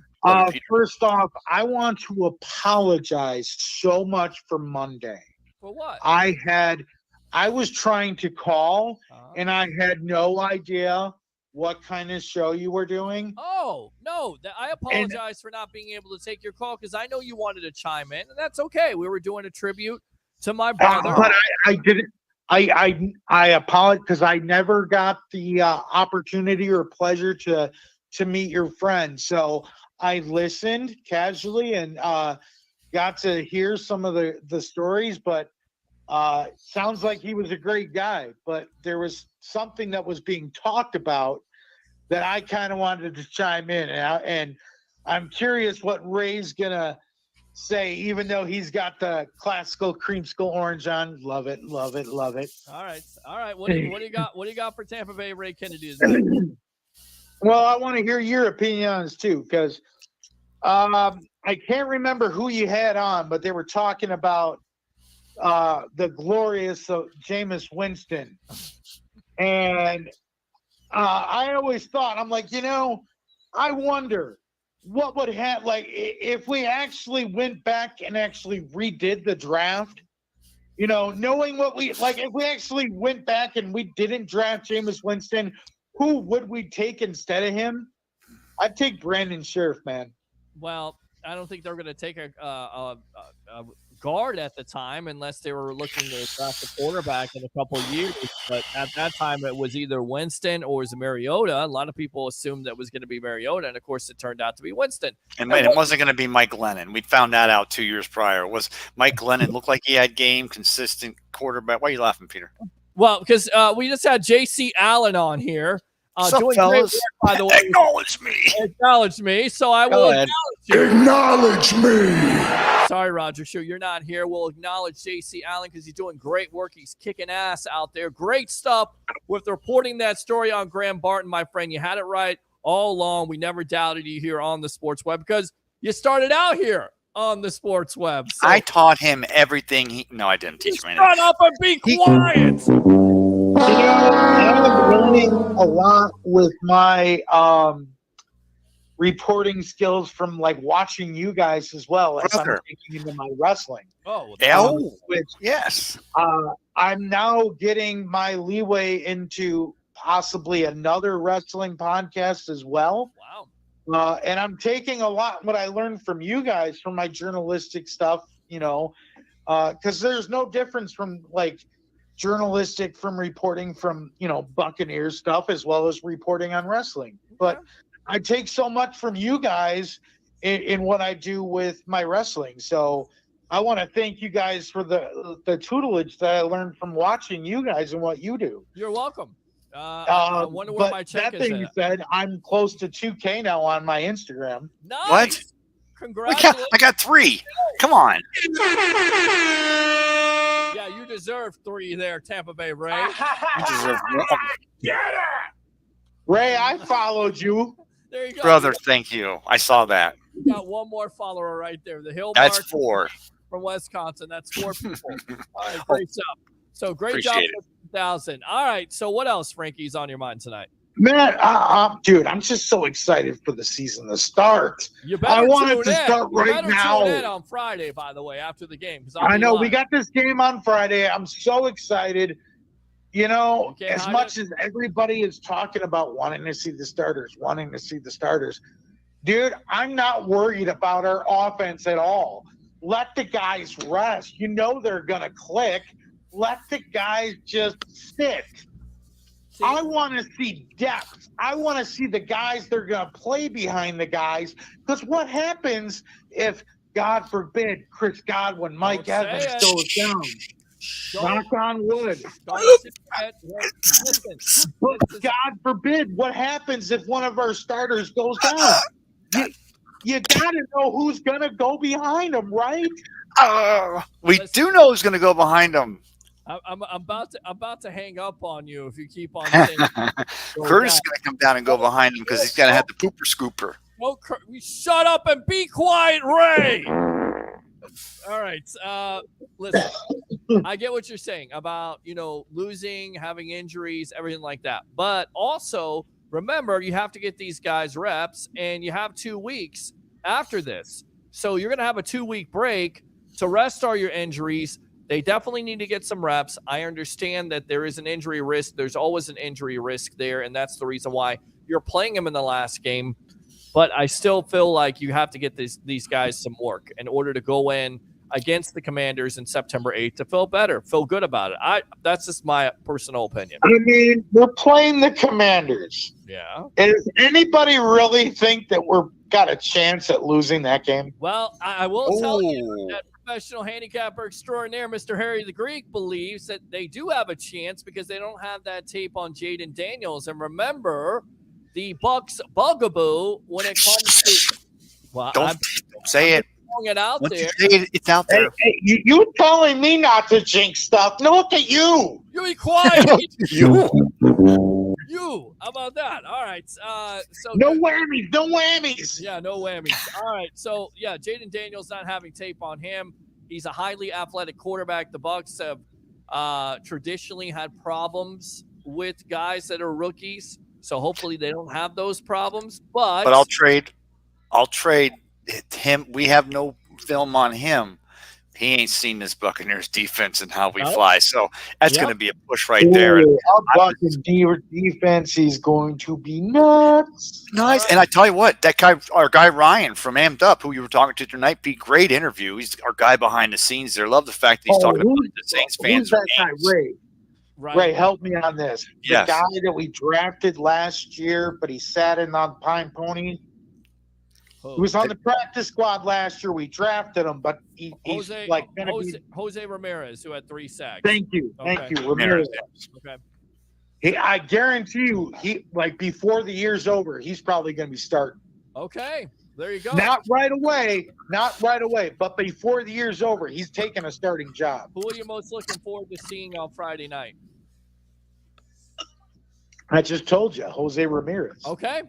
All right, there you go. Frankie, thanks a lot for the call, man. Appreciate you. You got it, As man. always, we'll see you for the second call there because I know he's going to be calling in for Turnbuckle Talk. Turnbuckle. Yes, Turnbuckle Talk. Off the turnbuckle to you. Yeah, keep it up. Keep it up. Shut up! All right. Where is Harry at also? Because he's watching, but he's not on tonight. I guess He's across. He came home late across the street. I saw him. I don't know if he's coming in or not. He looked like he was like, don't want to get drunk or do a show. That's past his bedtime. All right, let's go out to the phone lines. What's your name? Where you're calling from? You're on the Evolution. Hey, Peter and Scott from North Carolina. What's up, brother? How you doing? It's going good. I just had to get on with my buddy Ray and say that I'm excited to see Tristan Wirfs and my buddy Mike Evans go to work. Okay. Well, it's Mike Evans' birthday today, right? He's 31. Can you believe that? Yes. And I'll be 42 tomorrow. Well, I know you will. Happy birthday, buddy. Happy birthday. Congratulations. Happy birthday. Awesome to see the starters play. Yes, I'm concerned about injury, but I want to see how they gel with the second and third string and how they work together. Okay. All right. So that's what you're looking forward to tomorrow night. You like the plan of playing the first team a little bit against the Dolphins in that preseason Yes. game. Okay. And I'm going to say what I've said before. We have a running game that will open up our passing game and a defense that I think is very underrated. No, we didn't do good with the Jaguars.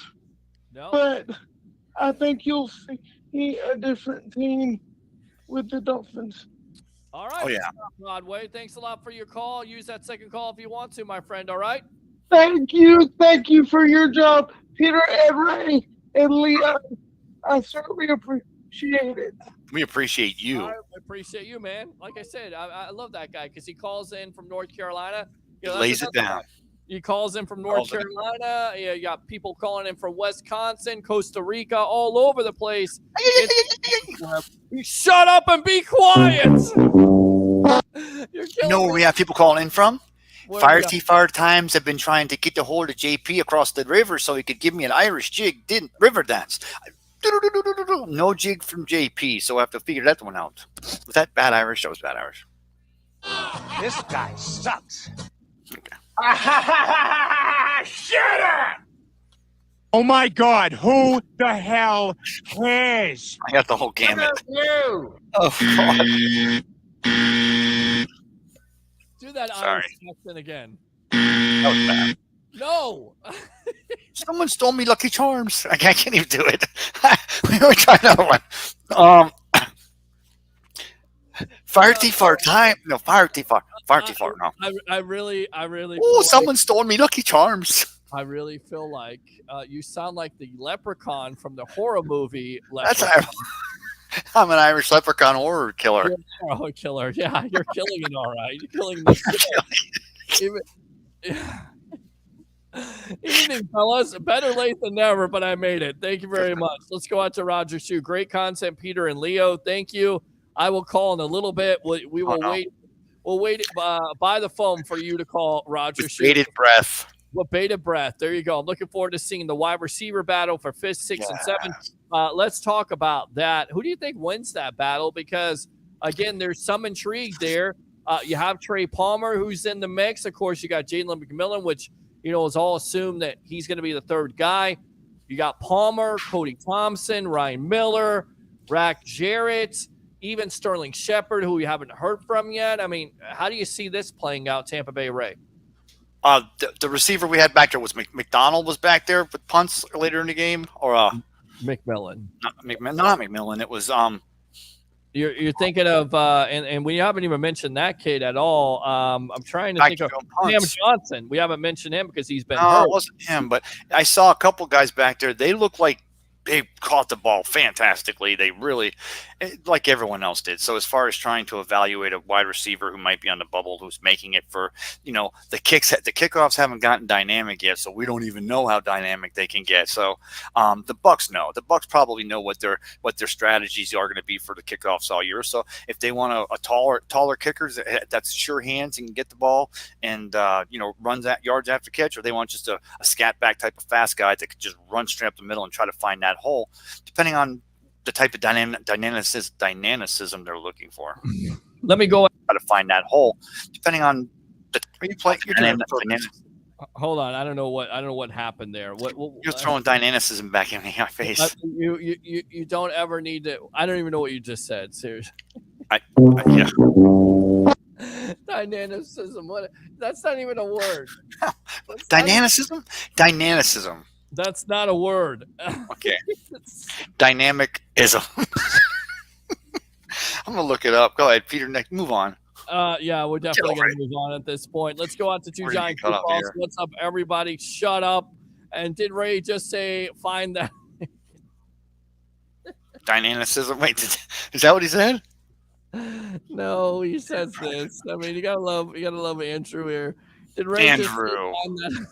What did Andrew say? This guy sucks. Did Ray just say find that hole? He did. Yes. Thank you, Andrew. It's always great for Andrew to pick up on the thing. Hey, you know what I say? I found that hole. Now you know what I say.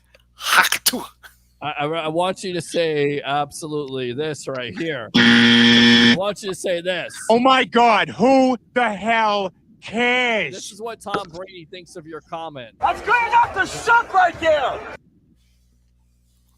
You were talking to Ryan about Jaden Daniels. Yes. And he did make a great point.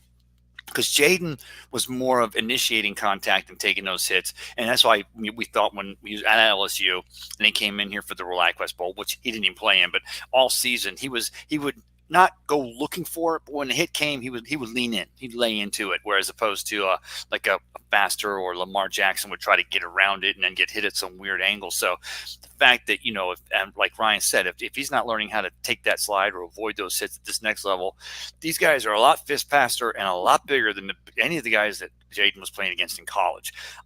Not just the Bucs, but I mean the entire league. So you want to know, how are they going to adjust his offensive game? They love his legs. They love his arm. They got some tools there. They got some dogs. You got Dan Quinn's going to figure something out. But I still think, like Sean said, it's going to be growing pains. Take a year or two, because I don't think they have all the pieces in place for Quinn to have a Legion of Boom. I don't think they have all the pieces in place to have an offense hit the road running. They're going to have some mistakes because he's a rookie quarterback and he's moved up a bit to the big boys now.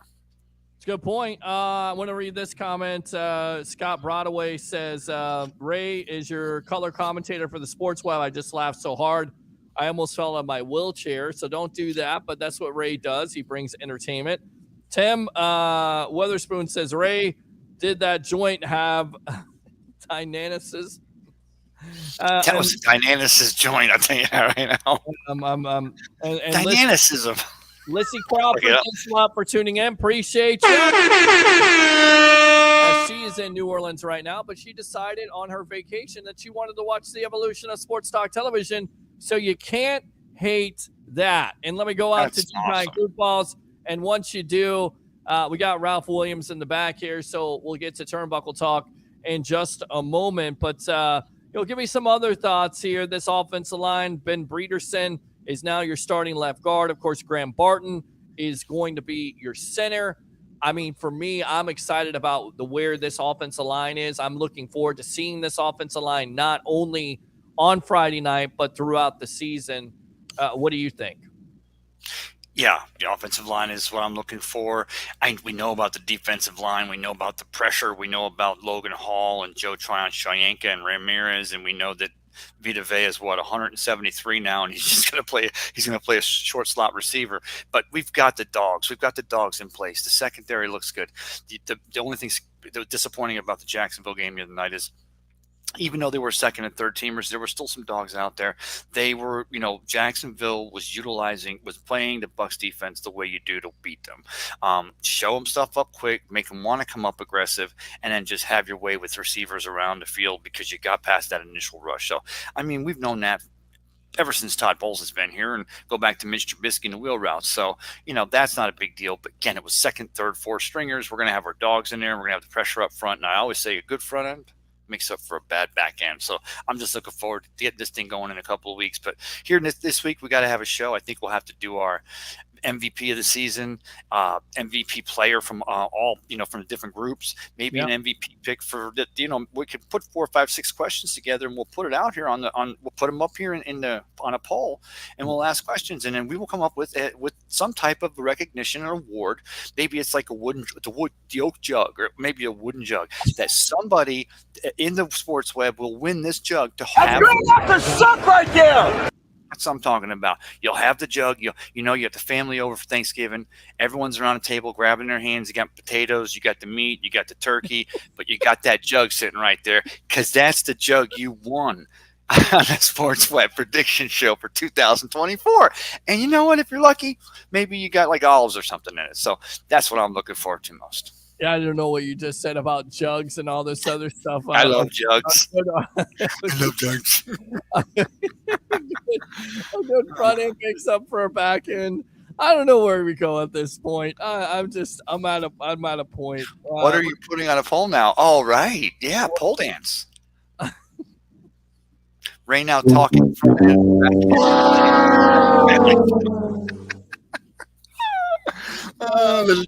That's Andrew. One half of the Legends. Right now talking front ends and back ends. Geez, guys, this is a family show. So from Ray finding holes to overgrown men in tights. That's a good Saturday night.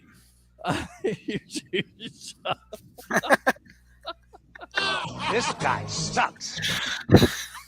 You really came with it tonight, didn't you? You really I just want to see Peter. You and I both know you had a busy day. You ran the Big Ship JP Peterson show.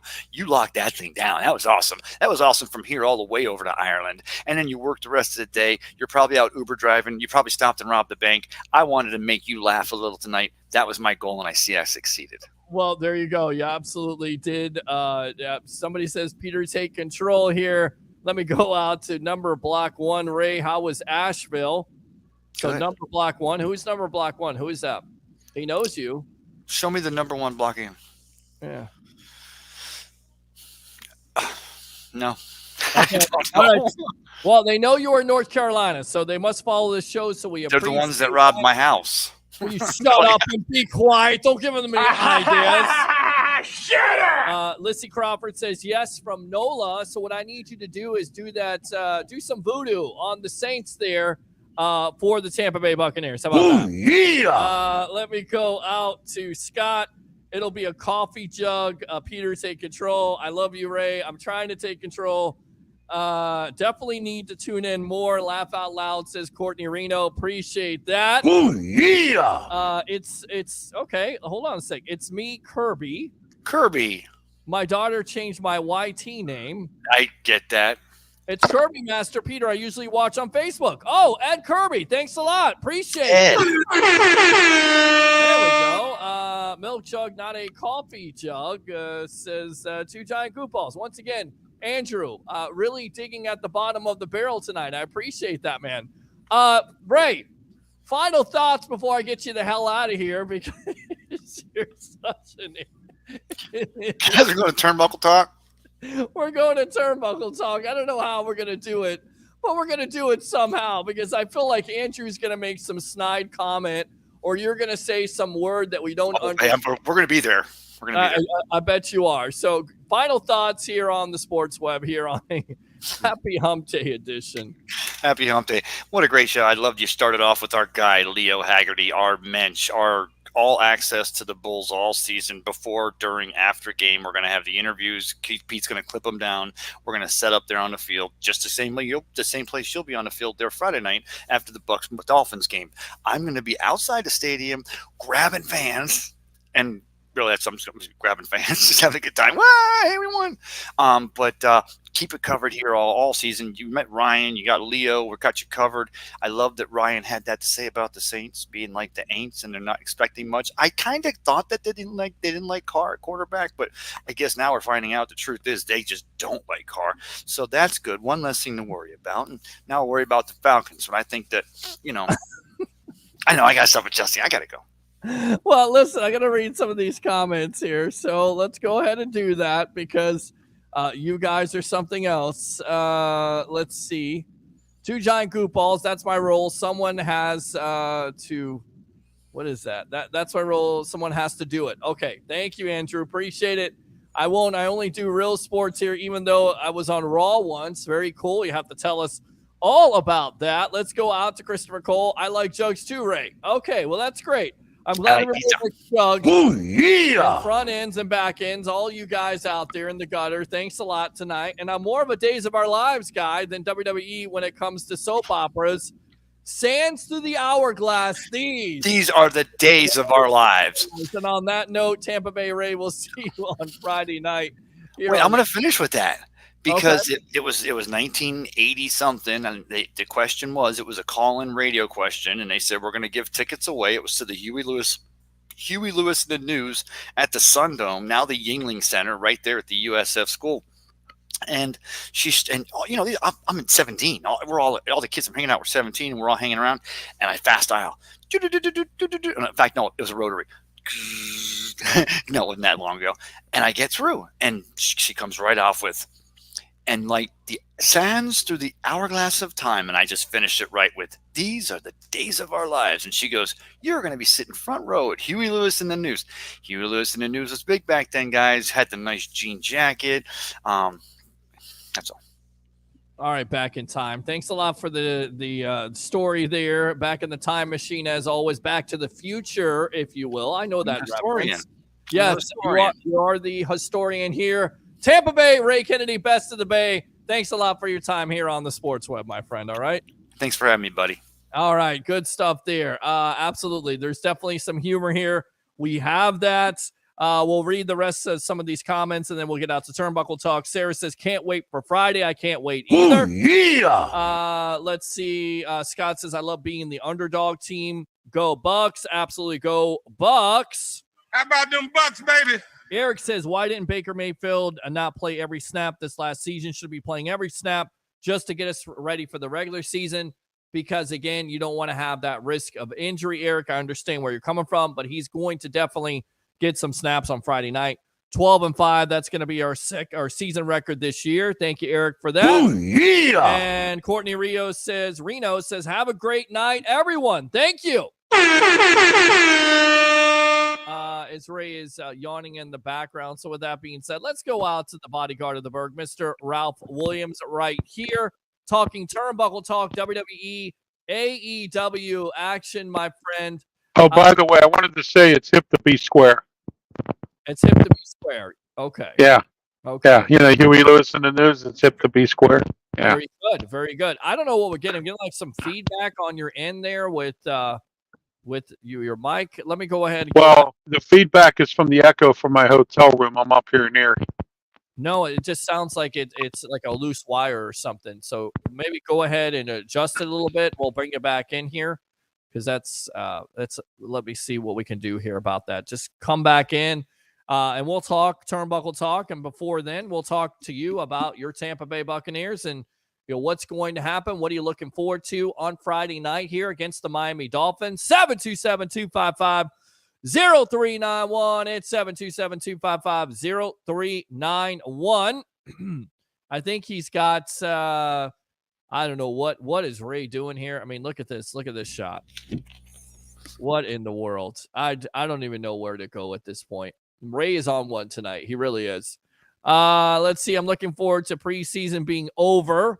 Good comment. And time for real football. Absolutely 18 days away from the start of Bucs season versus the Washington Commanders. Let's go out to Ralph. How's that? Ralph, I can. Okay.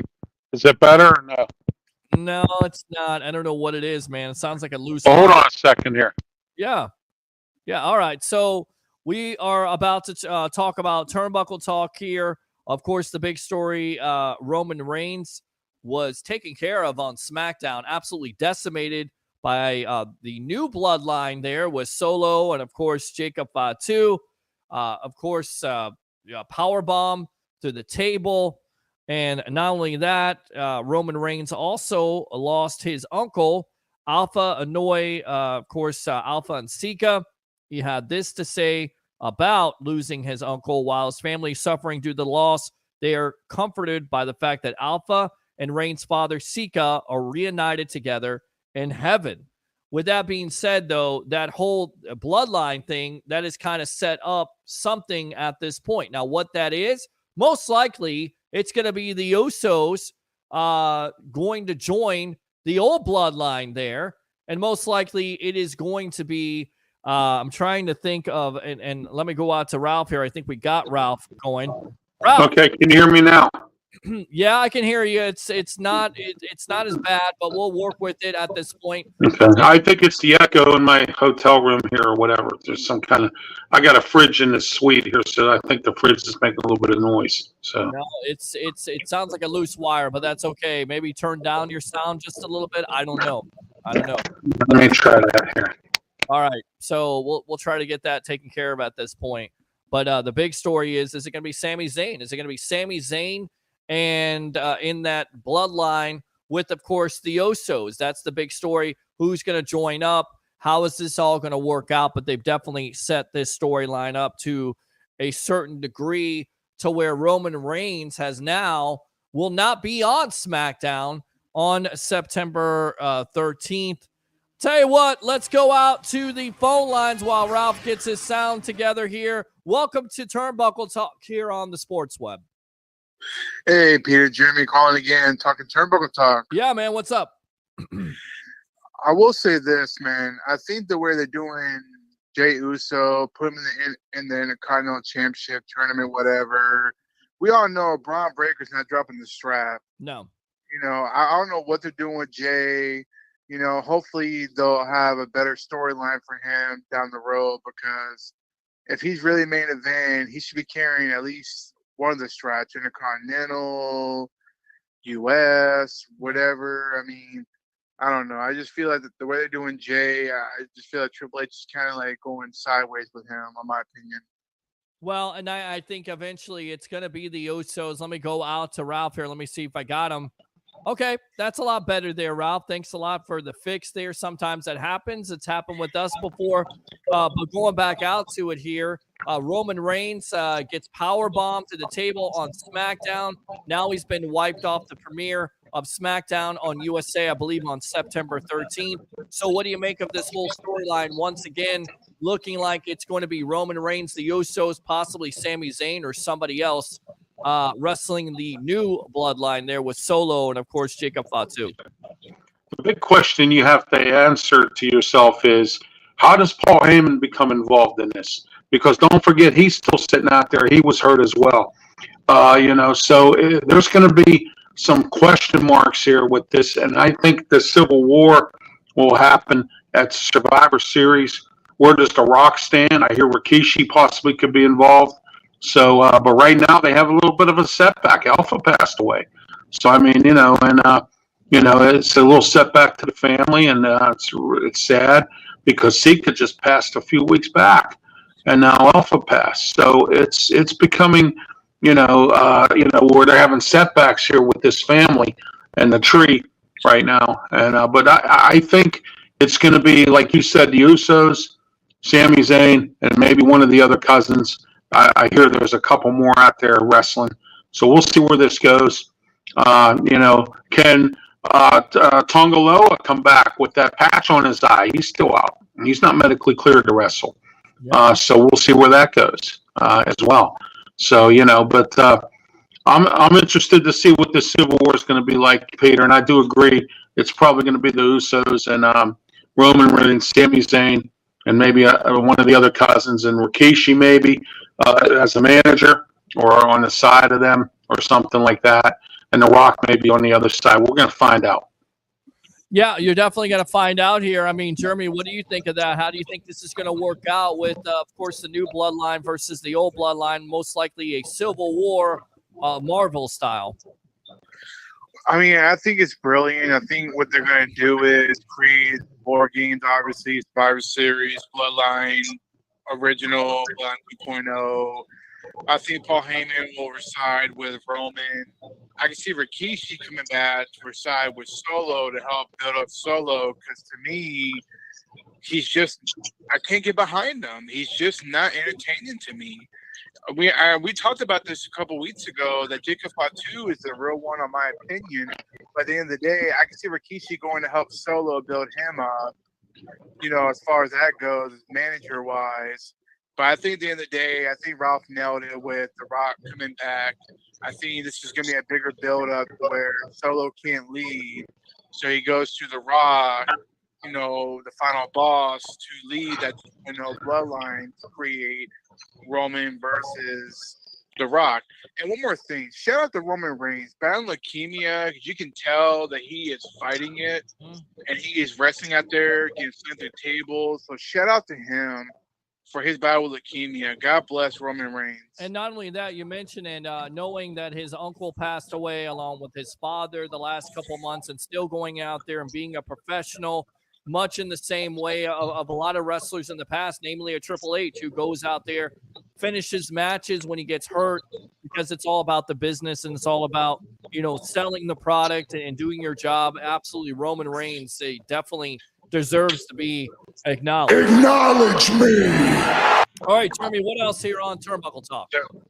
Now, do you acknowledge what John Cena said, that Roman Reigns is probably the greatest wrestler of all time he ever wrestled with? No. Why is this all of a sudden, like, I see this and hear this through sports, right? Like LeBron James is the greatest of all time. You forget about Michael Jordan. Like Ric Flair was supposedly the greatest of all time, and now it's John Cena. And I understand that every generation wants their own wrestler and it's subjective, but when did we start changing the script? Like, I know John Cena is great for wrestling, but honestly, is he the greatest wrestler of all time? I think, The Undertaker would have something to say about that. I think Shawn Michaels would have something to say about that. Hulk Hogan would have something to say about that. The Rock would have something to say about that. So I'm not ready to say it. I mean, that's his opinion. I mean, what do you think? Do you think that John Cena is right about this with Roman Reigns, or Roman Reigns is right about John Cena? No, I I disagree with John Cena. He's had a great career. But if you really want to compare, I mean, there's so many other wrestlers, like you just mentioned, The Undertaker, Hulk Hogan, The Rock, or even Stone Cold Steve Austin. Right. You know, his career ended early. Right. If he would have had a better neck, he probably would have had a better career. Who knows? But no respect to Roman Reigns. I think he's had a great career. But as one of the greatest all time, no. I can't get to that. I disagree with you on that. Ray and Ralph, what do you say about that? John Cena's not even the greatest of all time, guys, because take a look at this. Cena was good in the time when he wrestled, when he was really at his prime. All right, big match, John. Okay, but there were a lot of big matches that he lost as well, and everyone has to take a look at that. He'll be a Hall of Famer, but he's not the greatest. And Roman Reigns is far from the greatest of all time. I mean, you know, unless he wins 16 titles like Ric Flair and all that, I don't see him being the greatest of all time. He'll be a Hall of Famer too, but it's not going to be the greatest of all time. I tell you what, do me a favor really quick, Ralph. Can you go ahead and chime in and chime out here? Because I'm still getting a little bit of feedback. It's really bad. Go ahead, just X out of it, come back in. Maybe that'll fix it, because I don't know if it's a laptop or something, but it's just awful, man. I can't deal with it. I gotta have, you know, it's gotta be good sound, and it's not on you. It's just probably a tech thing. Just go ahead and chime back in. I want to go out to Courtney Reno. Of course, Facebook stars are open, YouTube super chats, and she's given 200 stars. Share the live. Don't forget to subscribe to the Sports Web on YouTube. Appreciate you. Hold on here, Jeremy. We'll get back to you in a moment. I want to go out to Christopher Cole. I think one of the Uso brothers will join the Terra twins. That would be interesting in itself. We'll see how that plays out here. Jeremy, give me some final thoughts here on Turnbuckle Talk. Final thoughts. I think Randy Orton and Gunther are going to kill it at Bash in Berlin. I think it's going to be a good match. Obviously, Gunther's going to win. He's not dropping the strap anytime soon. And like I mentioned earlier, you know, Jay's got to carry a strap, whether it's a big one or the Continental, US. If he's really main event, you got to put a strap on him. You can't keep put him in these main events or put him in these big events and he loses. Yeah. We all know Braun Breaker's not dropping the strap. It's not happening. No, they're definitely not going to take the strap off of Breaker. Thanks a lot, Jeremy, for the call. Appreciate you. As always, keep on tuning into the Evolution, and we'll see you on Friday night, my friend. All right? Yes, sir. Go Bucs. All right. Absolutely. Go Bucs. Let's go out to Ralph here. Let's try this again. Ralph, are you there? I am. Yeah, it's I don't know. I don't know what's do you have your headset there, buddy? Yeah, I don't have it on. I'm talking from the tablet, my tablet here from the mic. I took my headset off because I have to use a separate connector for that. Yeah. And I was having some issues earlier tonight. I don't know why, but I never have problems with this tablet. So I don't know. All right. So we'll just go with it at this point. So we talked about it. Your Roman Reigns, of course, getting taken care of, being a true professional, but it definitely the storyline is already set. It is going to be the Bloodline Civil War. I mean, I think it's going to be the Usos. I think it's going to be Sami Zayn, and maybe somebody else they get. There's been talk of Zilla Fatu joining that. What do you think of this overall storyline at this point? I like it. I think it's going to be fascinating to see where it goes leading up to the Survivor Series. And I think with this Civil War, this could be one of the best Survivor Series ever. Okay, because this will be Triple H's second Survivor Series that he's been able to handle by himself without Vince McMahon. So I'm thinking it can only get better because Triple H is making things way better than what he has been in the past, as you all know. And I believe that this is going to be one of the best Survivor Series. It's going to be a Civil War games, I believe. Mm-hmm. And, you know, there'll probably be some great other matches involved, and even the usual Survivor Series type match that we missed from years and years ago. Yeah.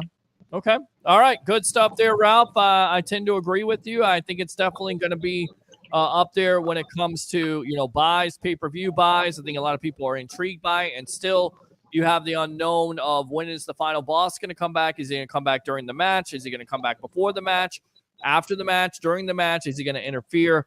That's also the interesting thing. With that being said, The Undertaker, Mark Calloway, was talking on his 6 Feet Under podcast, and he has shared this opinion about Dominic. As work as a heel, he thinks he's a rising star and should be paired with things implode. He said he should be paired with he'll be, I guess he's going to be watching when things implode with Morgan. I don't know what this is. I guess it's a typo. He says Dom is a heat-seeking magnet, and just the additional of super mullet and horrible mustache. Oh my gosh. He also pointed out to how Morgan constantly hangs on Dominic, but that this will blow up in his face somewhere. But yeah, you got the 2 people with the most heat and the same angle. According to Calloway, he says it's difficult to be a heel in modern wrestling, but that Dominic seems to be struggling on the mic due to how loud the crowds boo him, like with Vicky Guerrero. If some way, I wish Vicky could come back. If Vicky and Dom together would live, my goodness. Despite this, he thinks that Morgan always needs to be 2 steps ahead of Ripley, which might suggest that he thinks she might not stay faithful to Dominic in order to save himself due to the size difference between her and the Tara twin. But Vicky Guerrero, which would be interesting because, of course, there is a storyline there where at the time Dominic was in the middle of Rey Mysterio, who somebody points out was definitely a legend in the business. About 10, 15 years ago, was wrestling Eddie Guerrero. Eddie Guerrero was saying Dominic was his son, and now it's Dominic Mysterio acting like Eddie Guerrero. What about having Vicky Guerrero join some type of stable there or some managerial role where she's talking? What do you think about what The Undertaker is putting out there?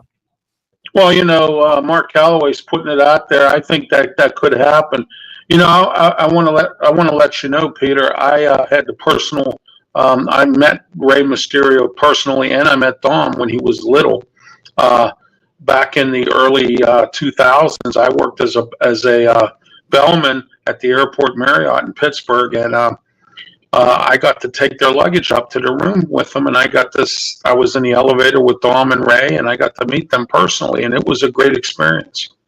Nice. Very nice. Very good. Yeah, but you know what? This dirty Dom thing, it's not something that we all thought was going to happen. I actually thought after Damian Priest and Rhea Ripley left the bloodline, that the Judgment Day was going to be in shambles. And now they've restructured themselves. I don't see that working at all with this. This is just totally ridiculous. I see Liv and Dom possibly going on their own. And Liv probably will screw over Dom because that's what she's good for doing. And Dom's going to be out there all by himself, I think. I don't think he's going to be around too much longer with the Judgment Day. I think there's going to be some jealousy there. Some things are going to go on. Carlito keeps screwing up. Things are going to get... Don't worry, things are going to get in chaos with that group again. And this time I think it's going to be their fall. Yeah, and it may be, but Dominic is so over right now as a heel, and you're exactly right. He's having problems talking on the mic because the boos are so loud, and they are genuine because people don't forgive him. They buy his, and they also can't forgive him for what he did to a legend like Rey Mysterio. Let's go out to some of these comments here. I want to ask you this. I think it's a good comment. I think one of the Uso brothers will join the Terror Twins. Do you agree with that, or do you think the Usos will just join the bloodline with Roman Reigns? The Usos will join the bloodline. Don't worry, Damian Priest and Rhea Ripley will come up with a plan. Okay. It sounded better. Okay, we'll just try to work on that. I'm waiting to see when Tippy Time shows up and cashes in. That would be another storyline that's out there. Of course, her and her friendship with Nia Jax, eventually that friendship is going to dissolve. How do you see that playing out? And when is it truly Tippy Time in WWE? I think it's going to dissolve here. I think there's just, if you watch carefully what she was saying just this past week, Tiffany Stratton's going to screw over Nia Jax one way or another. Opportunity knocks, you take it. And, there are no friends anymore, in wrestling. They could friends screw each other over and things like that. It happens every time. You have to look out for number one. And Tiffy's got that case, and if she really wants that belt, she's going to find a way to screw over Nia Jax one way or another. I I see Nia Jax hold on to this for a little bit. My question is, if she holds on to it for a long time and we come up on 1 year, what's Tiffy going to do then? That's going to be the biggest question here. One other thing I wanted to add, and I think I sent you the article, Paul White, the Big Show, is now running ROH for Tony Khan. So Scott D'Amore decided to start his own wrestling company in Canada, so he turned down the job. Yeah, and of course, Dustin Rhodes is now the tag team champion. Yes, with Sammy Guevara, yes. Yep, there you go. All right, let's go out to Jeremy here. Dirty Dom is the greatest heel at this moment. Yeah. I think he's you know what? He's not wrong. As much as I can't stand that guy, Dirty Dom, I call him Dummy Dom, like like Pat McAfee does. But yeah, he's not wrong about that. He is one of the better heels right now. He is, absolutely. And I think Drew McIntyre is definitely up there with his work on the mic and that whole storyline with CM Punk and how that's going to work out. I mean, what do you think of that storyline? Has that stalled out for you? Do you like the strap match between him and McIntyre coming up here at the next pay-per-view? Yeah, you know what? I was hoping it would be a steel cage match, Peter, not a strap match. You don't see too much of the strap match thing anymore. Cowboy Bob Orton, the Von Erichs, all them people, anybody that was in a cowboy was in a strap match at one time back in their careers. Now you don't even see the strap match that much. The last one I saw was on AEW between Adam Page and Swerve Strickland. That's the last one I saw. So, I mean, but not a lot of, they don't use it very much. It's not very popular anymore like it was back in the day, because you had a lot of cowboys back in the day. And you had a lot of guys from Texas wrestling. You had a lot of guys who just, and they used it a lot. And I think they use it a lot in the independents, but right now they're not using it, and the WWE hardly ever see a strap match. I can't remember even the last one I saw. Okay. All right. Let's go out to Scott Broadway here, who says, I think the whole thing with Ripley and Jay storyline needs to be dropped. I think they just need to focus on Bloodline storyline with the Usos. I tend to agree with you. And I see the Judgment Day fizzling out eventually. I agree with you. Now, some bad news for Hulk Hogan fans who has been in some hot water lately. We're not going to get into that political nonsense. Leave that for some other show. Some other show, right. The much-awaited Hulk Hogan biopic now has a disappointing update. The director of Joker and Hangover, Todd Phillips, was slated to direct the Hogan biopic. However, a recent update states otherwise. First announced in 2019, he had this to say to Brett Lang of Variety. He says, I love what we're trying to do, but that's not going to come together for me. Of course, it was supposed to be with Chris Hemsworth, who is Thor, and they were supposed to write it together with Hogan, and now it's not going to happen. In fact, there could be another film from Oscar-nominated director Gus Van Sant, who may star Ben Affleck. Ben Affleck is Hulk Hogan, and of course in the Gawker trial. I mean, can Ben Affleck, does that seem Hulk Hogan to No. That's like trying to put a square peg into a round hole, Peter. I mean, no way. Can you imagine him going, something Hulkamaniacs, that's just not Ben Affleck. Ben Affleck's good at what he does in other films like The Accountant and Daredevil and Superman and Batman and, The Town and some of the other movies he's been in over the years. I don't see Changing Lanes. I mean, I just don't see him as Hulk Hogan. Now, you got to get a bolsterous kind of guy. Mickey Rourke, who played The Wrestler, he'd be a good Hulk Hogan. He has the mic skills, as you saw in The Wrestler. I don't know why they don't use him. Well, I think because they've already done The Wrestler, so they don't necessarily do that. But you need somebody like that. I don't think Ben Affleck fits that bill. All right, let's go out to Germany here. Can we get a heel Kevin Owens already? I mean, I think that may happen. Of course, that was the other story. Owens is going to wrestle Cody Rhodes. How do you see this playing out? Because I think Jeremy's on to something. You're not going to turn Cody heel. So when do you turn Kevin Owens heel? After this match, what's going to happen is he's going to lose, and then he's going to cry like a little baby like Drew McIntyre, and he's going to go after him. after Cody Rhodes, and then that's when they'll turn heel, and there'll be another match. So that's how I look at it.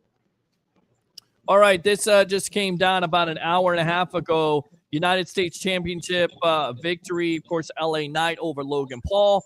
He will wrestle for the first time Santos Escobar from Washington, D.C. on Friday. Any interest in this match at all? Because I know they've been trying to push Escobar. It's been okay, but LA Knight, I don't see him losing the strap here. No.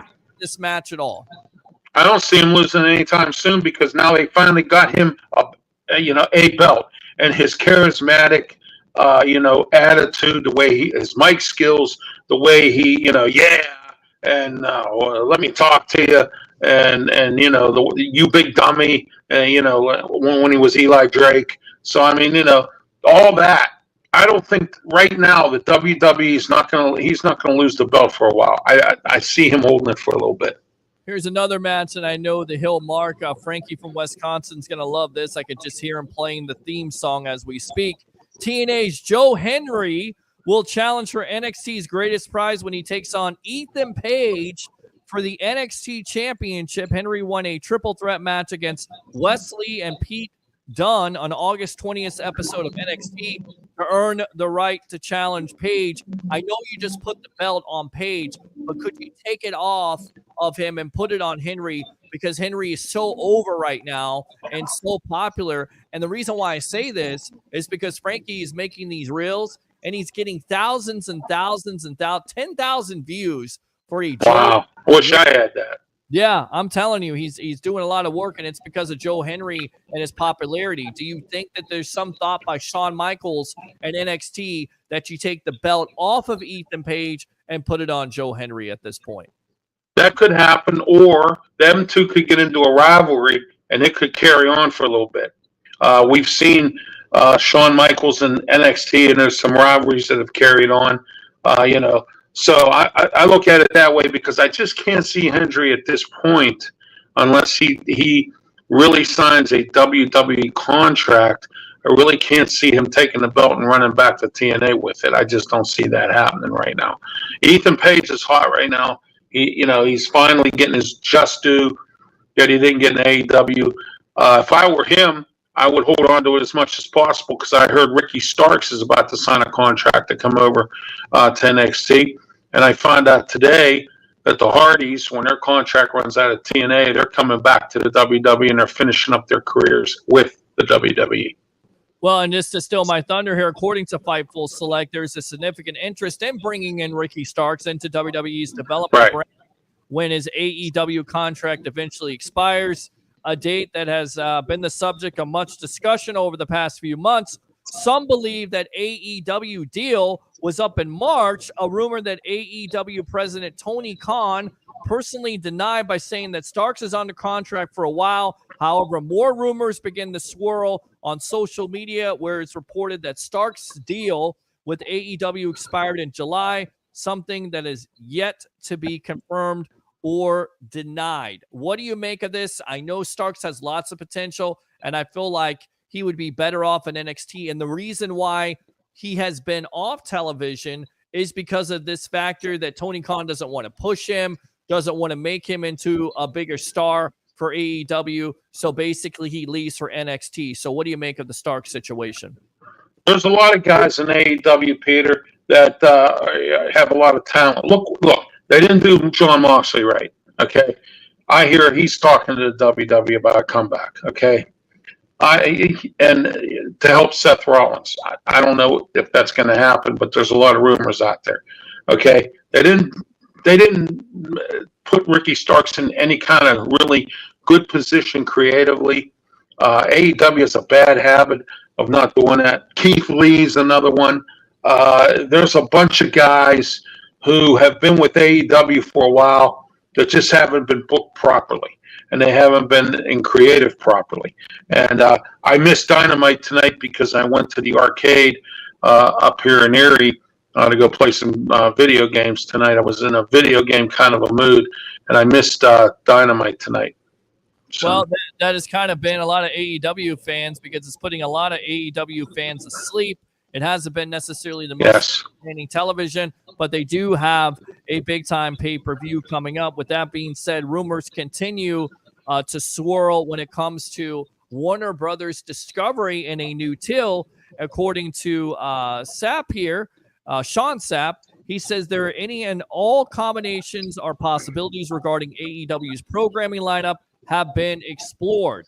Furthermore, Sapp references rumors that WBD, which is Warner Brothers Discovery, have discussed a shift in pay-per-view strategy regarding AEW, but they did not respond to the comment. As previously noted, WBD reps have said that Max was in mind when they negotiated any deal, and WBD have inquired about possibly putting AEW pay-per-views on Max as of last year. According to Sapp, he writes that sources on both sides have claimed they have had ongoing discussions about reaching a new deal, adjusting the current one, and working together in the future since last year. Per Sapp, sources on both sides expect the relationship to continue for years. AEW's deal currently runs through the end of the year. WrestleZone will provide more information. So, what do we make of this? Is it wise to put AEW pay-per-views on Max? Yeah, they need to do something because, like, WWE has Peacock. Okay, the smartest thing they ever did, Peter, was when they moved the WWE Network to Peacock. And then if you have Peacock now, you can watch all the pay-per-views for free. WWE channel has condensed their programming. They used to have a ton of programming. Now they've condensed it. They got rid of that $10 a month. You don't pay that anymore. So, I like the idea of them being on Peacock, and I think Tony Khan's just trying to do the same thing WWE does. And with Shane McMahon now on the helm, and rumors going around that he later on down the road here, if AEW keeps hemorrhaging, as I have mentioned in the past, you might see the McMahons buying them up.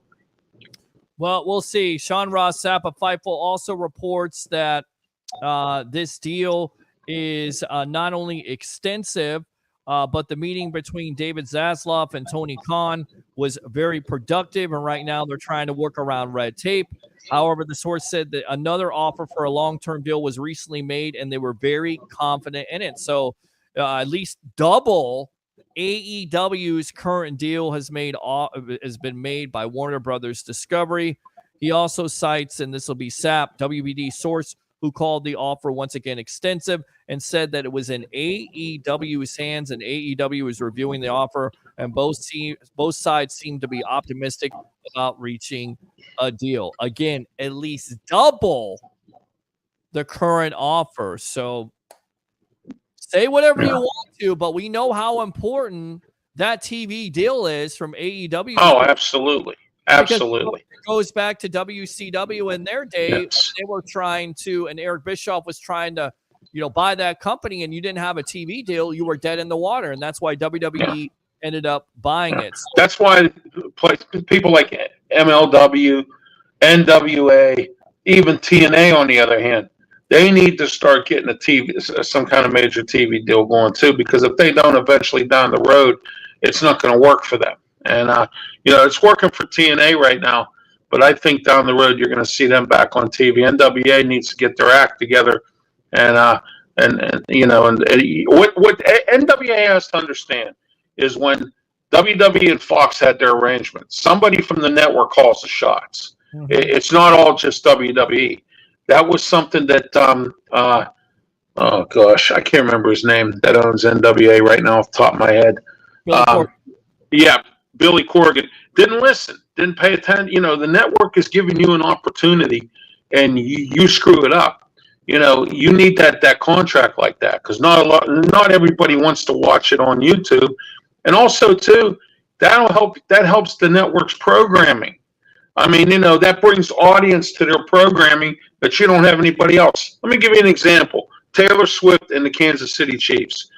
Taylor Swift has brought an audience of hers to the Kansas City Chiefs, and no one knows nothing about football who follows Taylor Swift, but they're following the Kansas City Chiefs now because of Taylor Swift.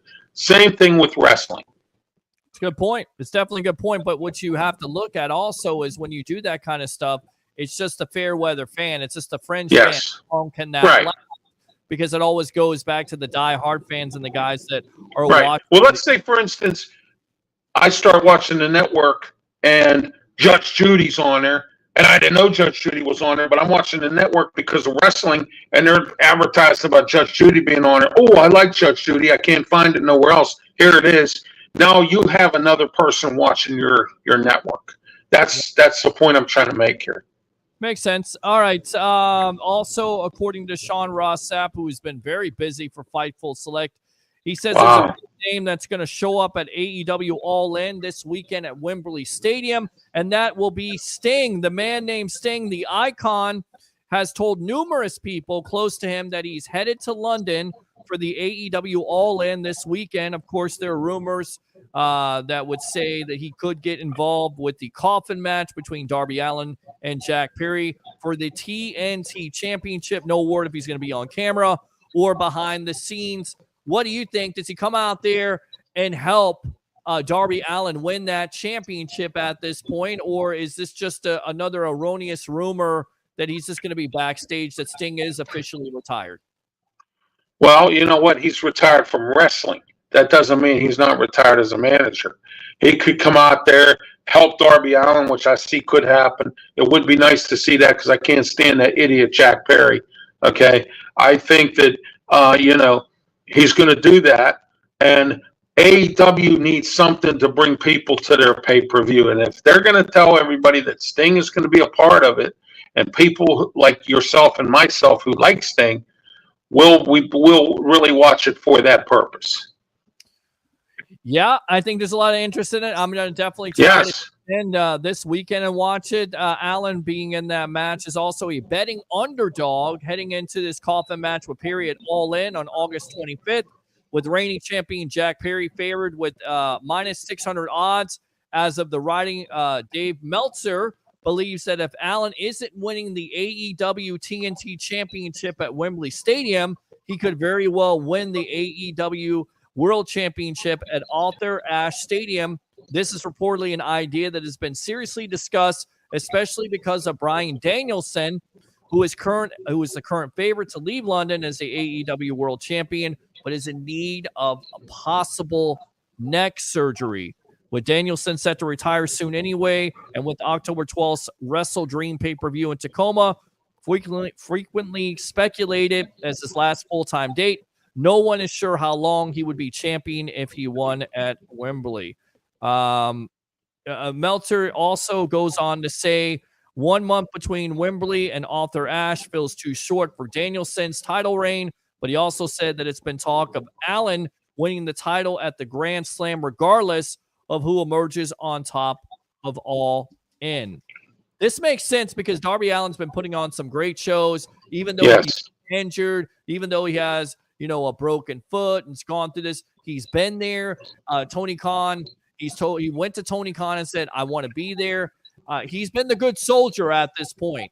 And with Danielson possibly going out with an injury, it only makes sense for a possible pillar of AEW to eventually win the championship. How do you feel about possibly giving Darby Allin a run here? I would like to see that happen, Peter, but I don't think AEW is going to do that because look at MJF. What do you think MJF came back for? Do you think he came back to be this international or American champion or whatever he is? No, he wants it all. So I think that eventually MJF is going to be the champ yet again. But if they have a small run with Darby Allin as champ, that wouldn't be a bad thing. Okay, Bryan Danielson is having that neck surgery, and he is getting ready to retire from wrestling yet again. And we're going to find out what happens from there. I mean, you always have the bug to be a wrestler, regardless of what you're going to do. And who knows where he's going to go from there. He could be an announcer. He could work as a booker in the back. He could be Tony Khan's personal chauffeur. I don't know. But, I mean, and that Blackpool Combat Club seems to have kind of disintegrated a little bit. We haven't seen John Moxley on TV, as I mentioned earlier. So we'll see what they do with Danielson beyond this match.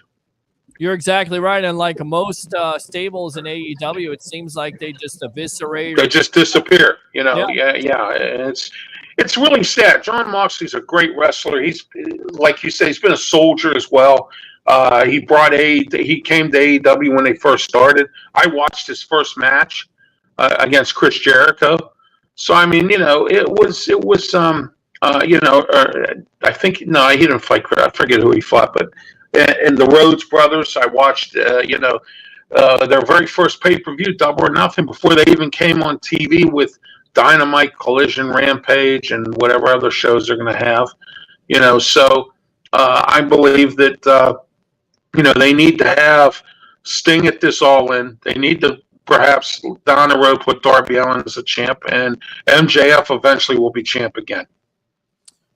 Yeah, I think, and again, going back to Darby Allin, again, he suffered a legitimate broken foot in the match. I thought he was going to stay out for a while, Peter, after he had that last match that he said he was going away.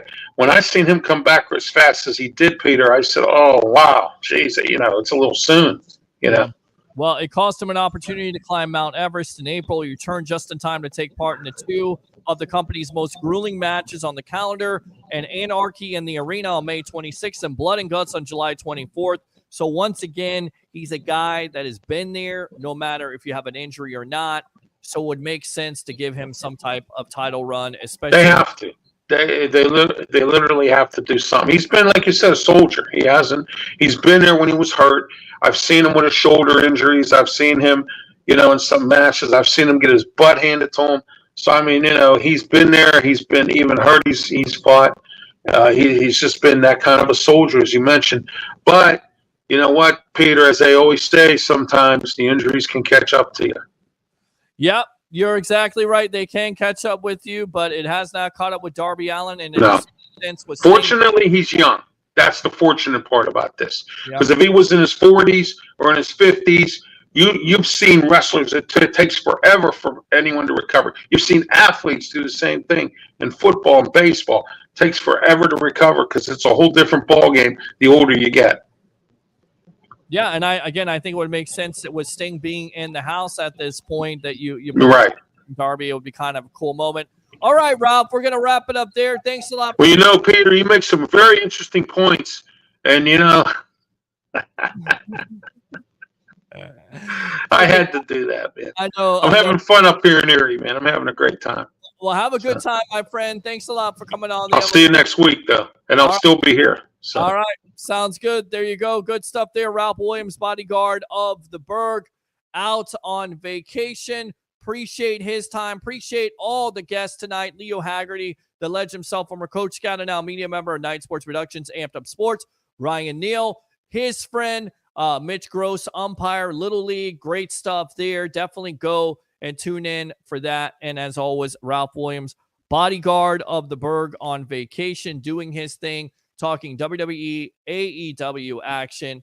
Guys, like and subscribe to the Sports Web on YouTube. Friend me on Facebook at Peter H. Blake. Give to YouTube Super Chats. That channel is growing. Give to Facebook stars and do 3 things for me here on a happy Hump Day edition of the Sports Web. You know them. You love them. You got to have them. So here it is. And of course, tune in on Friday night as we got you covered in collaboration with the JP Peterson Show after Bucs versus the Dolphins live from Raymond James Stadium, your post-game edition of the Evolution of Sports Talk Television. Bring your passion, bring your excitement. Just don't bring any nonsense. I'm your host, Peter Blake, your Rolex reporter. What time is it? It's my time. And for fans of the Sports Web and the Tampa Bay sports fan, especially you Bucs fans, it's your time on Friday night. As always, when we end this show, what do we say? Go Bucs.